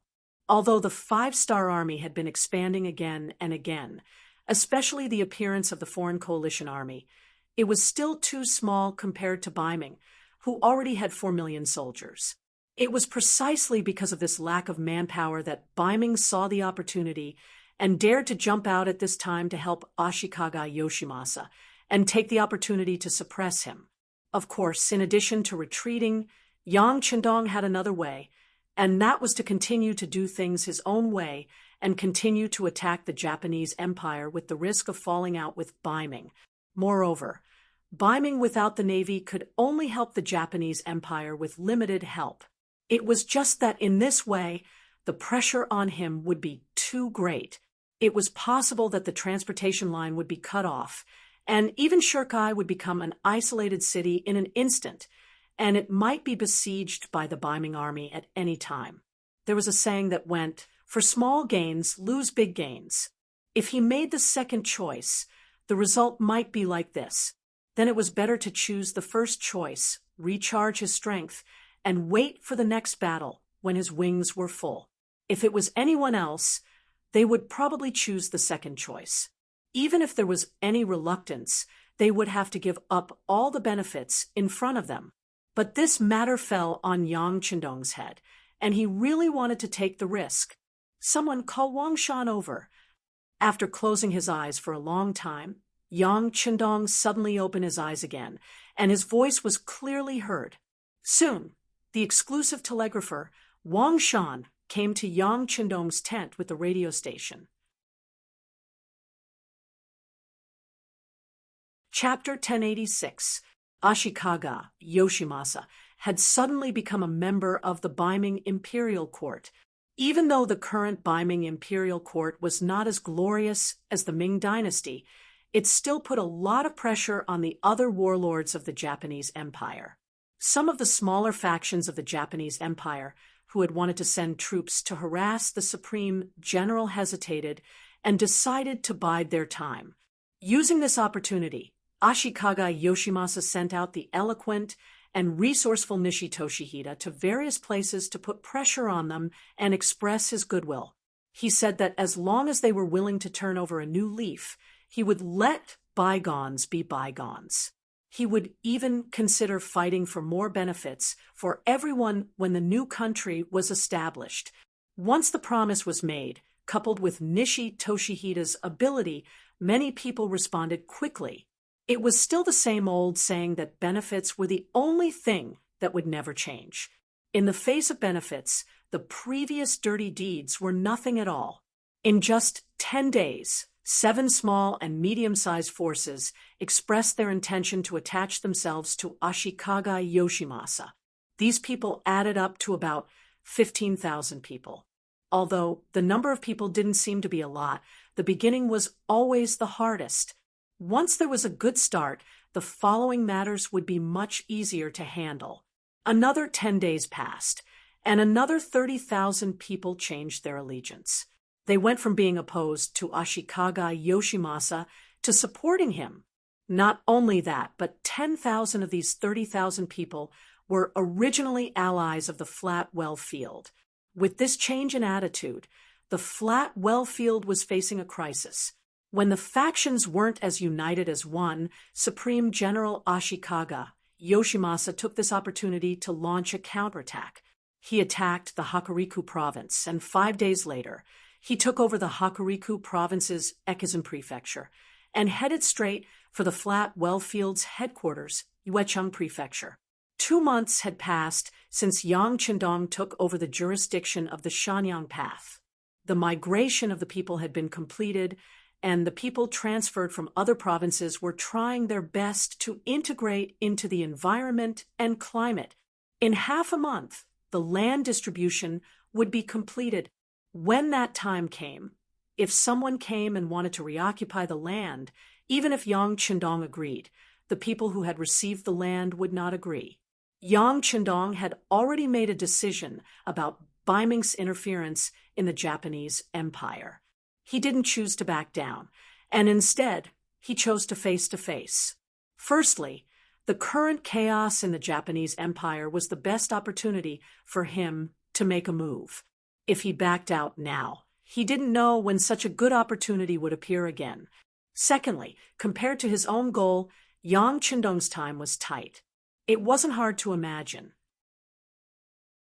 He definitely wouldn't allow his limited time to waste on the Japanese Empire. So, what if it was Bai Ming? If it was a confrontation, then so be it. He was no longer the great Ming dynasty, and even if he was, he wouldn't be afraid with the advantage of Okura. Speaking of Okura's advantage, Yang Qindong had already sent a telegram to the Army Command headquarters. He ordered the Deputy Commander Lung Song to send the 4th Division of the 1st Army and the 7th Division of the 2nd Army from Southeast Asia to the Japanese Empire using transport ships. This time, not only were they using 2 firearms, but they were also using a lot of cannons. Yang Qindong was ruthless. If Ashikaga Yoshimasa resisted too fiercely, he wouldn't mind using cannons to teach him a lesson. In short, this time, he would definitely destroy the Japanese Empire. Before this, Yang Qindong first contacted Tiger's Mane, Yumian, and the others in the first city. He directly told them that once he continued to make a move in the Japanese Empire, it was very likely that Bai Ming would cut off the transportation line. At that time, the other party wouldn't be able to be self-sufficient, while also ensuring the basic supply of supplies to the Far East. The first city had only been built for a few years. It was already very difficult to be self-sufficient without the support of Chichen City. Now, they still had to provide help to the Far East. Although it was only a basic supply, the pressure was still not small. In this regard, Yang Qindong didn't have too many expectations. However, to his surprise, after some discussion, Tiger's Mane and Yu Mian quickly replied that there was no problem. When they made this answer, only God knew how much pressure they were under. When Yang Qindong received the reply, he was excited. At the same time, he asked Wang Shan to call back and thank Tiger's Mane and Yu Mian for their sacrifice for the overall situation. At the same time, he would solve the matter of the Japanese Empire as soon as possible and reopen the transportation line. Not to mention that Yang Qindong was making all kinds of preparations and efforts. Ashikaga Yoshimasa was also not idle. After receiving the support of Bai Ming, he seemed to have become the embodiment of justice and the orthodox existence. More and more forces had joined him, and many of the middle forces were wavering. It could be seen that it wouldn't be long before these people would also choose him. This directly caused a lot of pressure on Shuichi Hirata. Their original allies had either rebelled or wavered. In any case, it was impossible to count on them to contribute any more. The original army of 150,000 people had been reduced to less than 100,000 people. Ashikaga Yoshimasa also began to sound the horn of attack. It seemed that he wanted to take advantage of the situation to settle the situation. The reason why Ashikaga Yoshimasa was so confident was because of Kobayakawa's secret surrender. Kobayakawa was a force with nearly 20,000 soldiers. With his strength, he was worthy of being called a big name. Initially, he didn't like Ashikaga Yoshimasa, or perhaps he wanted to use this opportunity to gain benefits. That was why he formed an alliance with the so-called like-minded Flat Well Field, causing quite a lot of trouble for his opponents. After Zhu Qiyu's move, Ashikaga Yoshimasa's confidence began to increase, and it also changed Kobayakawa's mind. Especially after secretly meeting Nishi Doxiu, the balance in his heart finally changed. Nishi Doxiu was a very smart person. This time, Not only did he want Kobayakawa to be his pawn, he also asked him not to announce his surrender. He wanted him to be prepared to deal a heavy blow to the flat, well-field at the crucial moment. This was to prove that he had joined the great general's camp. Kobayakawa, of course, would not refuse. He agreed immediately and began to wait for the opportunity. When he finally saw the great general's attack, he knew that he was about to be put to good use. He secretly mobilized his troops and was prepared to attack the flat, well field at any time.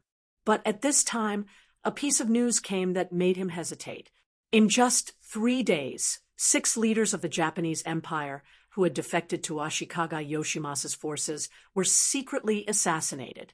After the incident, there was no clue at all. The identity of the murderer became a mystery, making the situation that seemed very clear become blurred again. The sudden assassination plan made Kobayakawa, who was prepared to take action, hesitate. His many years of experience told him that this matter was strange. If he didn't understand what was going on, he might regret it for the rest of his life if he made a decision casually. There were many people who had the same idea as Kobayakawa. After all, 6 people died in 3 days. If it was a coincidence, no one would believe it. Then the question was, why did they die? Why were they killed so quietly? Considering that these 6 people were born in different places, had different levels of power and influence, and were quite different in age, they all had one thing in common, which was that they had all opposed Ashikaga Yoshimasa. Now, they had changed to support him, which was very scary. Could it be that their action of going back on their words angered someone? From the looks of it, to be able to kill 6 people without leaving any evidence behind, just this point alone was not something an ordinary person could do. Could it be the flat well field? After all, this person had stayed by the side of the emperor. More importantly, he was born in a ninja family. With such an inheritance, it was not strange that he could do such a thing. But could it really be him? Was he trying to warn others? The flat well field, who was being speculated by everyone, was also secretly sad at this moment in Echu prefecture of Hokuriku. The assassination was really not his doing. It was true that he was born in a ninja family, but no one knew better than him that the ninja masters of his family had long withered. The only one they could rely on was Kobayakawa, who always protected him. How could Flat Wellfield, who no longer had the ability to threaten others and could only defend himself, do such a thing? For this reason, he specially called Kobayakawa to ask him about this matter. Kobayakawa, could it be someone who has a very good relationship with our family, or your former friends who couldn't stand it? No. After a little hesitation, Kobayakawa gave an answer. As if he found that Flat Wellfield didn't believe it, he replied with a solemn face. If only 1 or 2 people died, it might be possible, but 6 people died at once. This is a bit unbelievable. You know, the ninja power of our family has long been declining.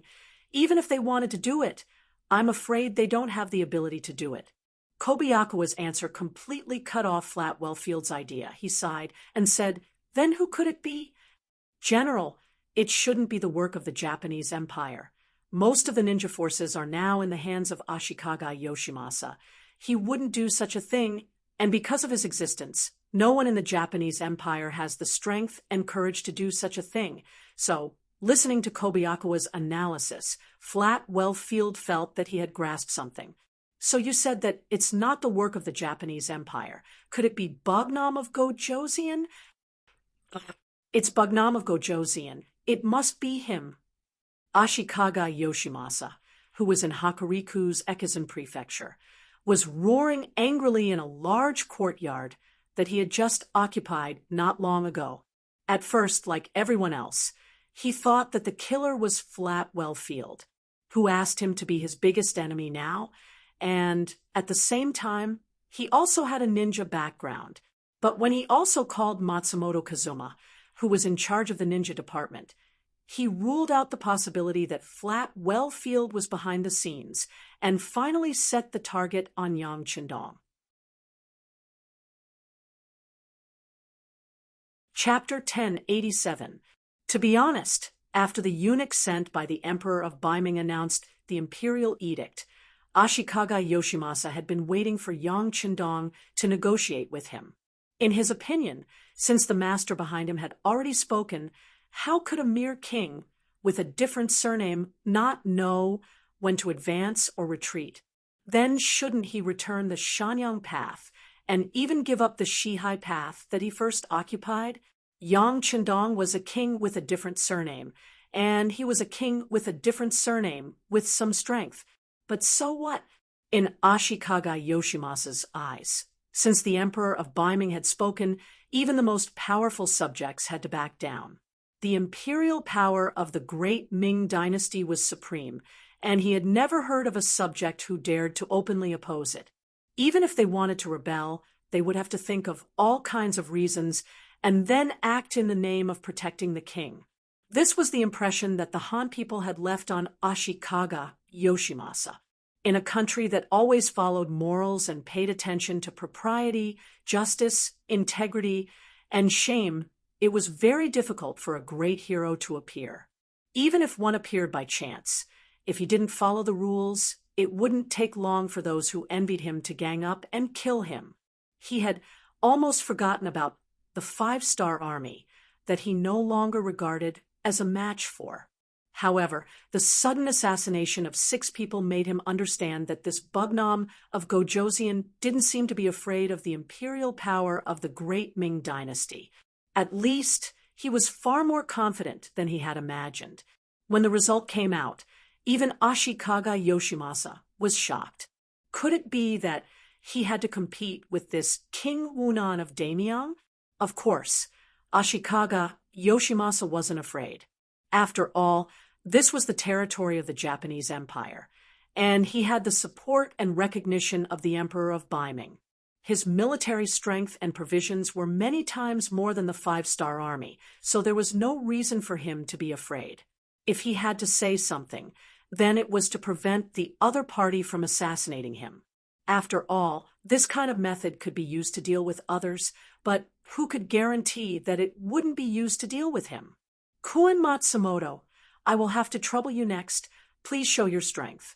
If someone really dares to make a move against this great general, let them know that there are still the most powerful ninjas in the Japanese Empire.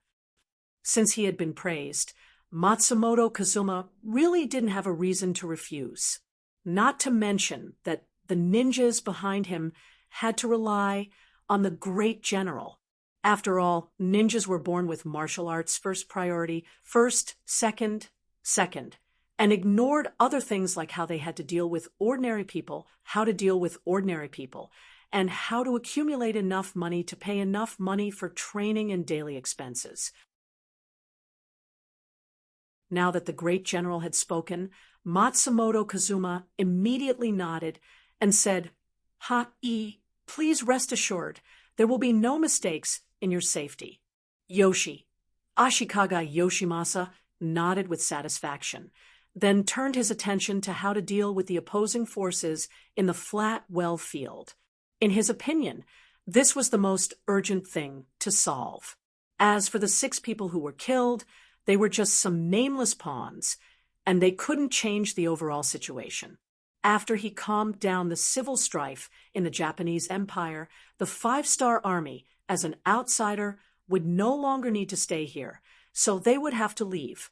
It was naturally Yang Qindong's idea to kill them, and it was the Wolf Fang Special Forces that did it. When this Wolf Fang Special Forces was first established, they were set to complete beheadings and various other urgent tasks. However, killing 6 unsuspecting leaders of the Japanese Empire didn't take much effort. Coupled with the complete information from the intelligence department, it wasn't as simple as killing chickens, but in short, it wasn't that difficult. Today, the 5-star army was still stabilizing the Nankado area. Yang Qindong knew very well that without a stable rear, once they fought with the enemy, it would be a terrible thing. so the army couldn't move yet. Even so, the Wolf Fong Special Forces and the Ghost Shadow Assault Team came in handy at this moment. Continue to issue orders to them. Let Wolf Fong and Ghost Shadow cooperate well and make them stand out. Sigh, we still don't have enough people. Yang Chendong sighed and said to Beta Persei beside him. Beta Persei liked to see the young master's domineering aura. After he laughed, he went out to find the reporter, Wang Shan. A new bloody storm unfolded one by one in the following time. After the 6 people were killed, on the 4th day, 2 more leaders who publicly supported Ashikaga Yoshimasa were killed. On the 5th day, 3 people were killed, and on the 6th day, 2 more people were killed. When the news continued to spread, not only did the forces who had originally said that they would stand up to support Ashikaga Yoshimasa stop all their actions, but some of the forces who had publicly supported Ashikaga Yoshimasa actually shouted slogans against it. But they just shouted. They didn't mean to attack the forces of the great general. Instead, after shouting, they went into hiding like a turtle. Smart people could see at a glance that they were just doing this to save their lives. It was just a gesture. But this gesture was enough to give Ashikaga Yoshimasa a headache. The deaths of those people were like slaps to his face, which made him feel ashamed and furious at the same time. They're going too far. Kun Matsumoto, please send experts to check how those people died. I really don't understand. Don't they know how to be vigilant?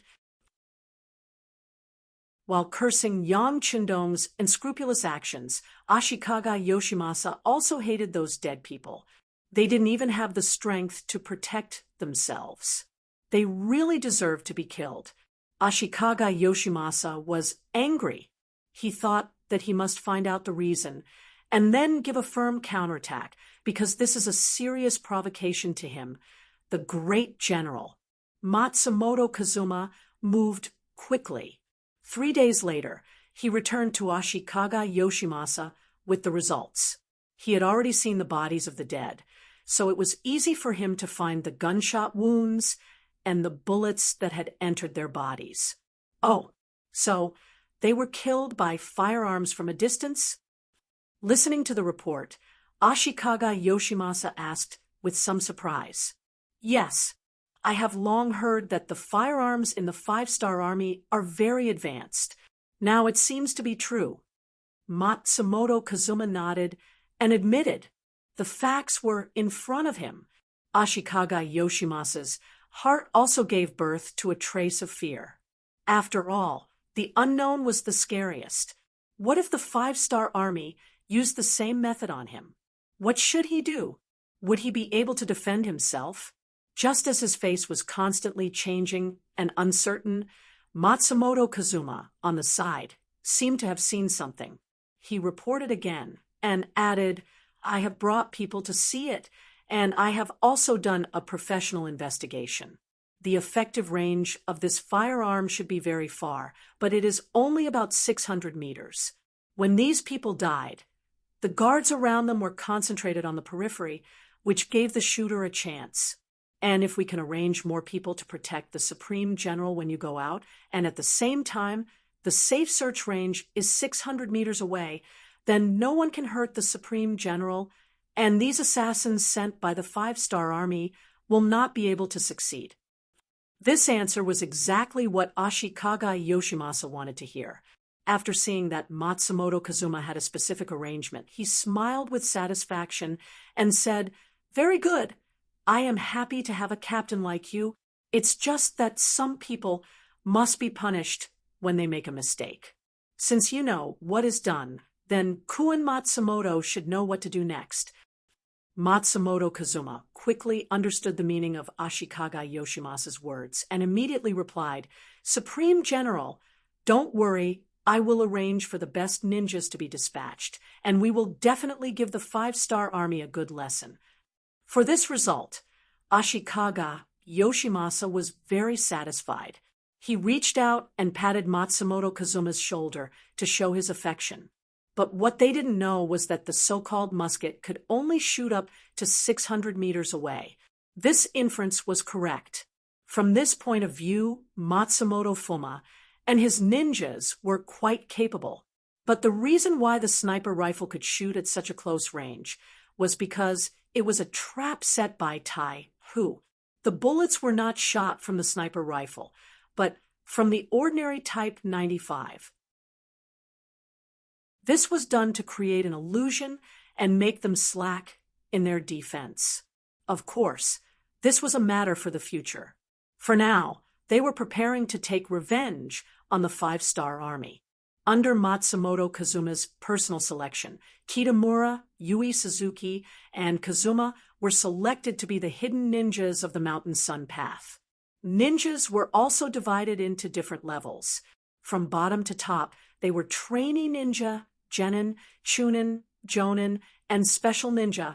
Sending out 3 special ninjas at once was already the limit of what Matsumoto Kazuma could send out. This was because he only had 4 special ninjas on his side, including himself. This time, other than himself, the other 3 special ninjas were sent out. Only the 3 special ninjas were sent out, and there were no other ninjas to assist. Matsumoto Kazuma wanted to achieve the goal of being silent. He didn't want to send out too many people and leak the location of the ninjas. The 3 special ninjas were sent out in secret. Even with Yang Xie's intelligence department, they couldn't find any traces, but the relevant defensive measures had already been taken. After Yang Qindong sent out Wolf Fong and Ghost Shadow, he was prepared for a counterattack. The reason why his subordinates couldn't find anything was because the person who came was too strong. But this kind of strength might affect others, but it was nothing to Yang Qindong.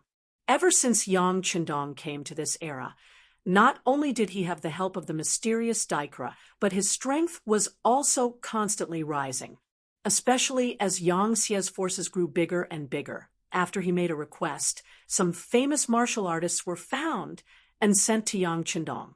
After talking with these people, Yang Qindong's strength was also constantly rising, and he had already touched the threshold of half-step grandmaster. Chapter 1088.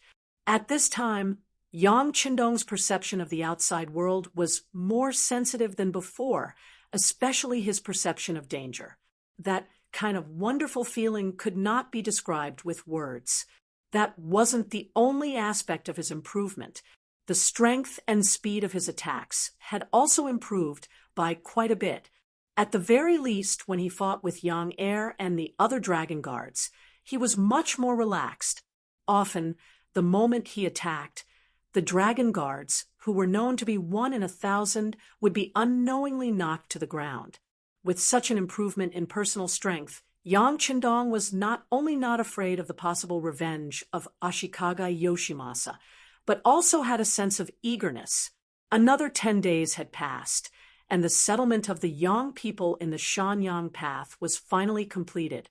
The non-human people who were sent over from the various provinces were allocated to their own fields according to their population.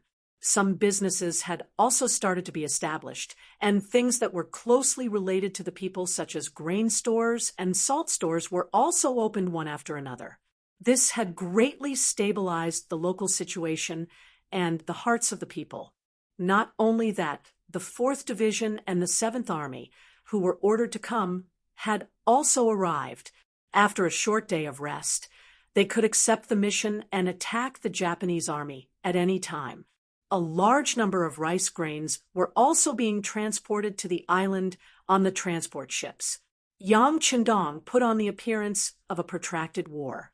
In fact, the Japanese Empire, which had a population of 12 million, was worth some effort. What Yang Qindong wanted was the population base here. If used well, it would become an excellent reserve warehouse for soldiers, which would solve many of his problems with the source of soldiers. Because of the geographical advantage, the Japanese Empire could be isolated in a corner. No matter what changes happened in the outside world, the development of the Japanese Empire could be carried out in an orderly manner. This could be seen from the fact that they had a population of 12 million, although they only had an area of less than 380,000 square kilometers. For example, Siam, which had been occupied by Yang Qindong, had an area of more than 510,000 square kilometers, but in terms of population, it was only 7 to 8 million. Naturally, considering his hatred for this ethnic group, Yang Qindong did not rule out the possibility of using large firearms. Once he was angry, so what if he accepted fewer soldiers? He would teach this ethnic group, who bullied the weak and feared the strong, a lesson and let them know that they were just a small branch of Huaxia. Even if he wanted to take action, he would need a valid reason. After all, the previous peace treaty was still there. Yang Qindong already had a plan for this. He knew how to lead the outbreak of this war, but before he started, there was one more thing he needed to solve, and that was the killer sent by Ashikaga Yoshimasa. Although there was no evidence and there was no information about the other party, Yang Qindong judged others by himself. He believed that Ashikaga Yoshimasa was not a person who was willing to suffer in silence, so the killer should have been sent out long ago. It was just that the action was secretive and had not been discovered. It didn't matter. Huaxia had a long history, and it was very famous in the art of war. It had been translated into many languages, and this time Yang Qindong used one of the 36 stratagems to lure the snake out of its hole. Beta Persei, go out for a walk with the young master. Yang Qindong had a relaxed expression as he changed into a loose green robe. Go out for a walk. Beta Persei's expression changed in an instant. He followed Yang Qindong every day, and he knew very well that Ashikaga Yoshimasa could send killers for revenge at any time. It was said that the commanders of the 5-star armies and above had extra protection around them. Then, as the leader and the core of the army, shouldn't Yang Qindong stay in the tent to be safe? Taking the initiative to go out was tantamount to asking for trouble. At this moment, Beta Persei stood still. Beta Persei's behavior was seen by Yang Qindong, but he didn't say anything. Perhaps he had already guessed that this would be the result, so he just smiled, and then walked towards another big tent with Junko. Yang Qindong not only wanted to go out for a walk, but also wanted to take Junko with him. Did he really think that the ninjas of the Japanese Empire were vegetarians? Beta Persei panicked and wanted to dissuade him, but just as he moved, Yang Qindong's voice came from the other side. If you want to stop me, then stay in the big tent and guard the base camp. With just this sentence, Beta Persei became hesitant. It seems that Yang Qindong is a very democratic person, and he is willing to listen to everyone's opinions on some issues. In his words, 3 cobblers are better than 1 zhuge liang. This is also one of the reasons why everyone speaks in military and political meetings. Knowing the temper of the 6th young master, everyone has their own opinions, and once a good opinion is adopted, isn't it equal to entering the eyes of the 6th young master? At the same time, Yang Qindong is also stubborn on some things. If he decided on something, it would be very difficult for others to stop him. At the very least, it was not something that Yang Heir alone could do. Thinking that if he can't stop him, even the qualification to follow him will be deprived, Beta Persei obediently closed his mouth. But when Yang Qindong went to call Junko, he called the first guard captain Xiuvi and ordered him to send some of the most elite people to follow the young master. Beta Persei and Xiuvi were already prepared, and what happened next was as they guessed. Yang Qindong didn't choose to take too many long way, including Junko, her maid Miko, and Captain Kobayashi. There were only a dozen people in total, including Beta Persei and Captain Xiuvi. More than a dozen horses walked out of the barracks unhurriedly from the south to the north. The location chosen by the 5-star army was Misako Prefecture, And a little north from here was Boma Prefecture, which was the border between Shanyangdu and Ping and Beijing. The north of Misako Prefecture belonged to Boki Prefecture and Inban City of Shanindu. It was the junction of the three places, and usually the public security was somewhat chaotic. Yang Qindong and the others chose a place called Shaoyin Mountain at the junction of the three places. It was said that it was warm in winter and cool in summer, and the climate was pleasant, and the environment was good. Yang Qindong took Junko out to enjoy the scenery and also to relax during the war. Junko was very happy that Yang Qindong was willing to come out to play with her.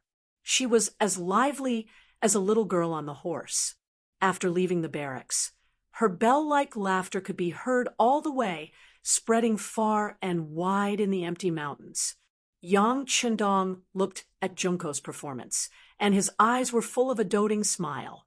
He seemed to be in a good mood, but no one noticed the caution in his eyes from time to time and the tension of his muscles.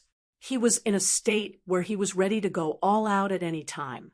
The group of more than a dozen people went all the way, except for Beta Persei, Chio V, and Kobayashi. The other long way spread out, keeping a distance of dozens of meters away from Yang Qindong and the other corps members to ensure that if there was any danger, they could warn them at any time. Although there were few people, the division of labor was clear, and each direction could be guaranteed to have one or two long way, which also greatly enhanced the sense of security. Yang Qindong and the others arrived at the foot of Shaoyin Mountain without any surprises or dangers. Here, they saw a spring that was flowing. Because of the geographical and environmental reasons, there were many springs in the Japanese Empire, which directly led to the development of the hot spring industry in the Japanese Empire. Therefore, the appearance of this spring was not unexpected. The moment she saw it, Junko happily got off the horse and came to the spring under the accompaniment of the maid Yoshiko. At this time, it was September, and the weather was still a little hot at noon. But when they came to the spring, a cool breeze blew on their faces, making Junko smile happily. She didn't forget to ask Yang Qindong to come down from the horse to share this cool breeze with her. Of course, Yang Qindong wouldn't refuse Junko's enthusiasm. He looked around casually, then slowly jumped off the white dragon horse. At the same time, he ordered Beta Persei and Chio V, tell the brothers to rest for a while. Don't be so nervous all the time. After the sixth young master spoke, Chio V waved his hand, and the 10 long way immediately dismounted and found a cool place to rest for a while. At this moment, Yang Qindong also walked towards the spring with steady steps.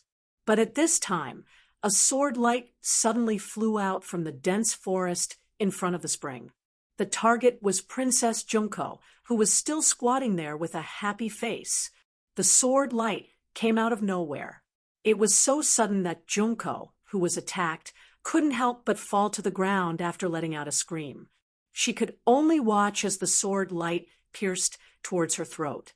At this critical moment, the maid Tomiko, who was following beside her, moved. She pulled out a soft sword from her waist and met the sword light head-on. The two collided and saved Tomiko from the butcher's knife. Taking advantage of this opportunity, the captain of the guards, Xiao Lin, had already rushed forward. Along with him was Yang Er, who had pulled out his sword. Even the captain of the Longway First Squad, Chiovi, also brandished his sword, while calling people to protect the sixth young master. He also rushed towards the spring. Yoshiko blocked in time and saved Junko, but she couldn't win. She was stabbed in the shoulder, and blood stained her arm. Fortunately, Yang Er and Kobayashi arrived in time and took their places.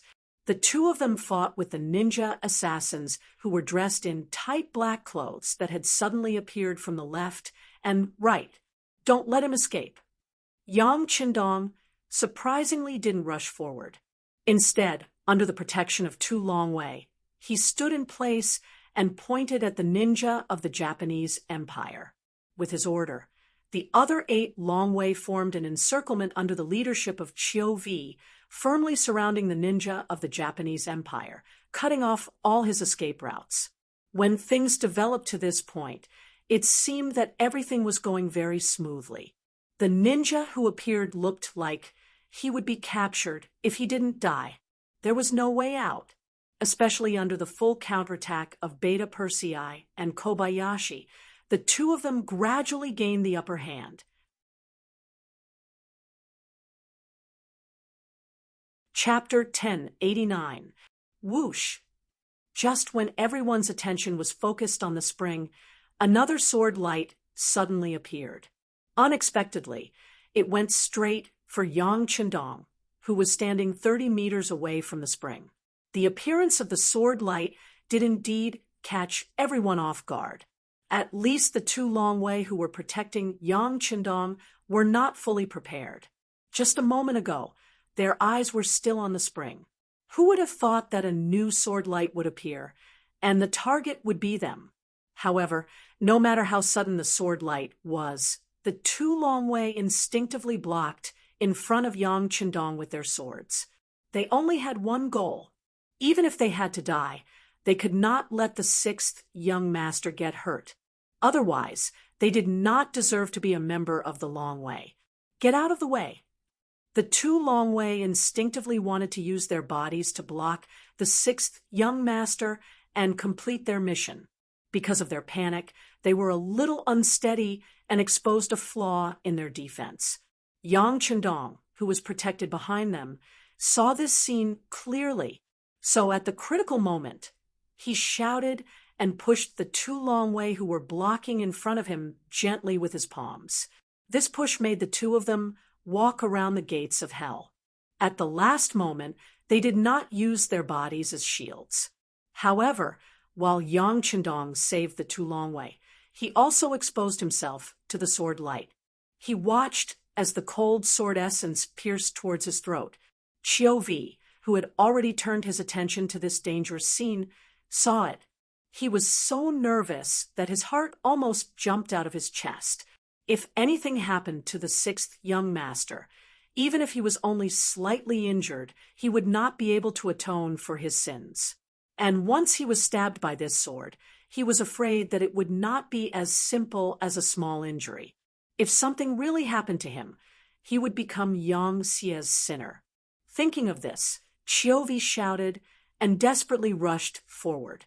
He only hoped that the 6th young master's injury would be less serious, so that even if he died, he could die with a smile on his face. Everyone was stunned, and Junko, who had been rescued, cried out in alarm.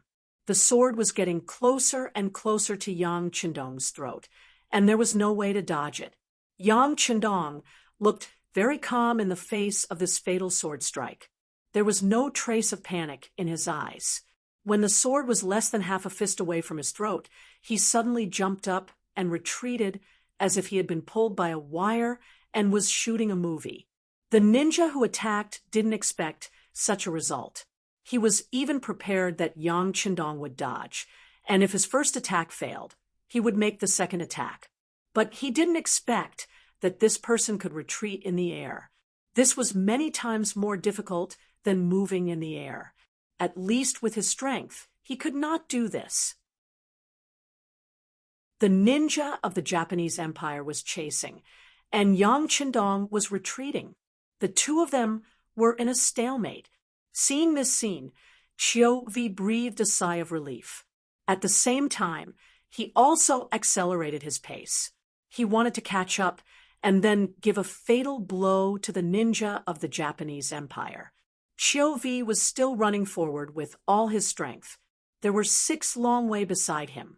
They were also chasing with all their strength. They wanted to save the 6th young master. However, the 3rd sword light that followed completely disrupted their plans. No one knew when the 3rd ninja appeared, but he successfully blocked Chiu Vi's group of 7. Not only that, when he suddenly appeared, he also injured 2 Longwei who were trying to catch up to Yang Chendong.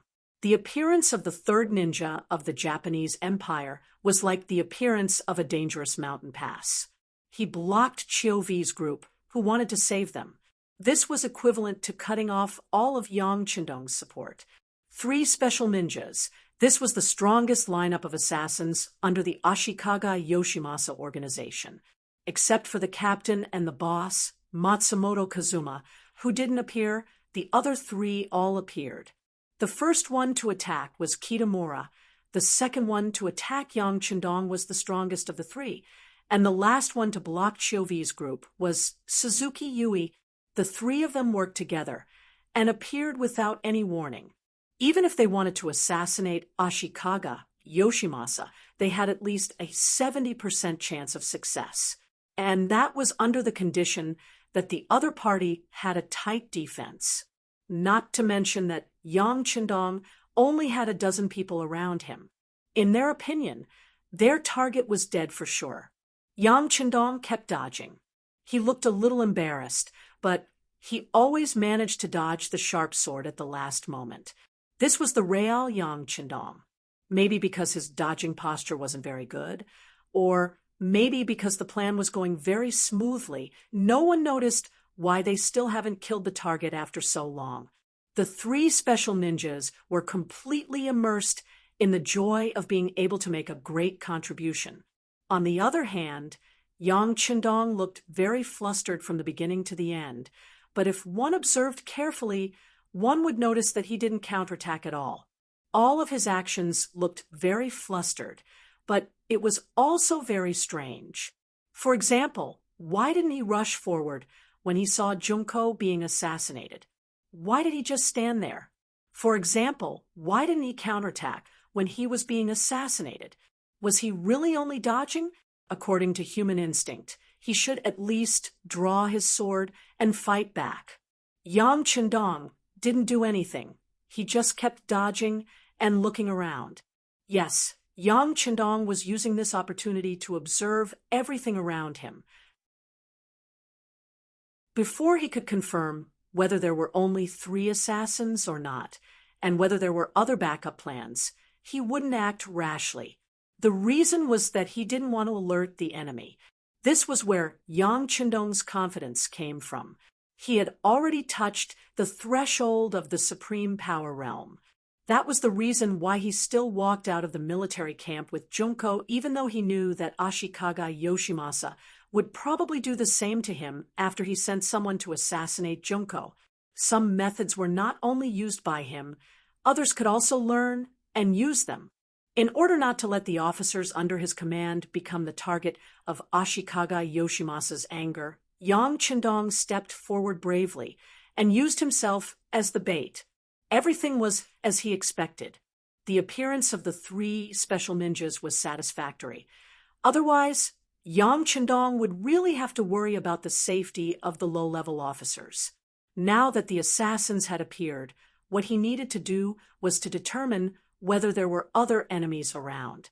With his 5 senses, which had already touched the threshold of a Grand Master, it was easy for him to get a clear picture of the situation nearby. After confirming that he did not sense any new auras, he was basically certain that only the 3 killers had come. Ha! Yang Chendong, who was constantly dodging, suddenly smiled. This Ashikaga Yoshimasa was still very confident. Did he really think that only 3 ninjas could hurt him? At this moment, he was laughing at the opponent's arrogance and presumption. But this kind of smile was seen by blowing Ishida, who was holding a ninja sword, and it gave him a bad feeling. Instinctively, he shouted, "Baka! Fuck you!" Yang Chendong quickly replied. Then, without knowing when, a gun appeared in his right hand. He even made a shooting gesture towards Yoshimasa. Although he didn't know how powerful this gun was, Yoshimasa already knew the power of firearms from the information he received from the 5-star army. When he saw the gun being taken out, his body instinctively stopped, and he even made a dodging gesture. Taking advantage of this opportunity, Yang Chendong fired a shot into the sky. Immediately, a red light appeared. It was the appearance of a signal flare. Yang Chendong took this opportunity to send out a signal of his location. He knew that there were people who wanted to harm him, so how could he not be prepared? There were 200 people from the Wolf Fang Special Forces waiting near Shaoyin Mountain, but because they were afraid of being discovered by the assassins, they hid far away. The signal was sent out in order to prevent these 3 people from escaping. Since they wanted to kill him, then they should be prepared to be killed. Of course, Yang Qindong wouldn't really kill them, because they were far more convincing dead than alive. This was also one of the reasons why Yang Qindong didn't take out his gun to kill them. He wanted to keep them alive. The other reason was that Yang Qindong also wanted to test his own understanding of martial arts. Although he had Beta Persei and long way to practice, they were still his own people. He couldn't be ruthless. How could he have such an opportunity? It would be more satisfying to have a good enemy as a target. He put the signal flare back on his waist. At this moment, Yang Qindong's aura changed. When he looked at Yoshimasa, there was a hint of mockery in his eyes. He even made a beckoning gesture with his finger. His provocation was very strong. 8. Seeing that Yang Qindong was ignoring him, Yoshimasa was angry. After cursing, he suddenly rushed forward. At this moment, he perfectly used the advantage of a ninja's speed. He covered a distance of 3 or 4 meters in one step, instantly closing the distance between him and Yang Qindong. Yoshimasa was fast enough, but Yang Qindong's reaction was even faster. His body had already changed when the other party cursed. When the sword pierced through, it naturally pierced nothing. Then he felt a pain in his left shoulder and couldn't help but grimace. Yang Qindong finally started to fight back. He patted Yoshimasa's shoulder.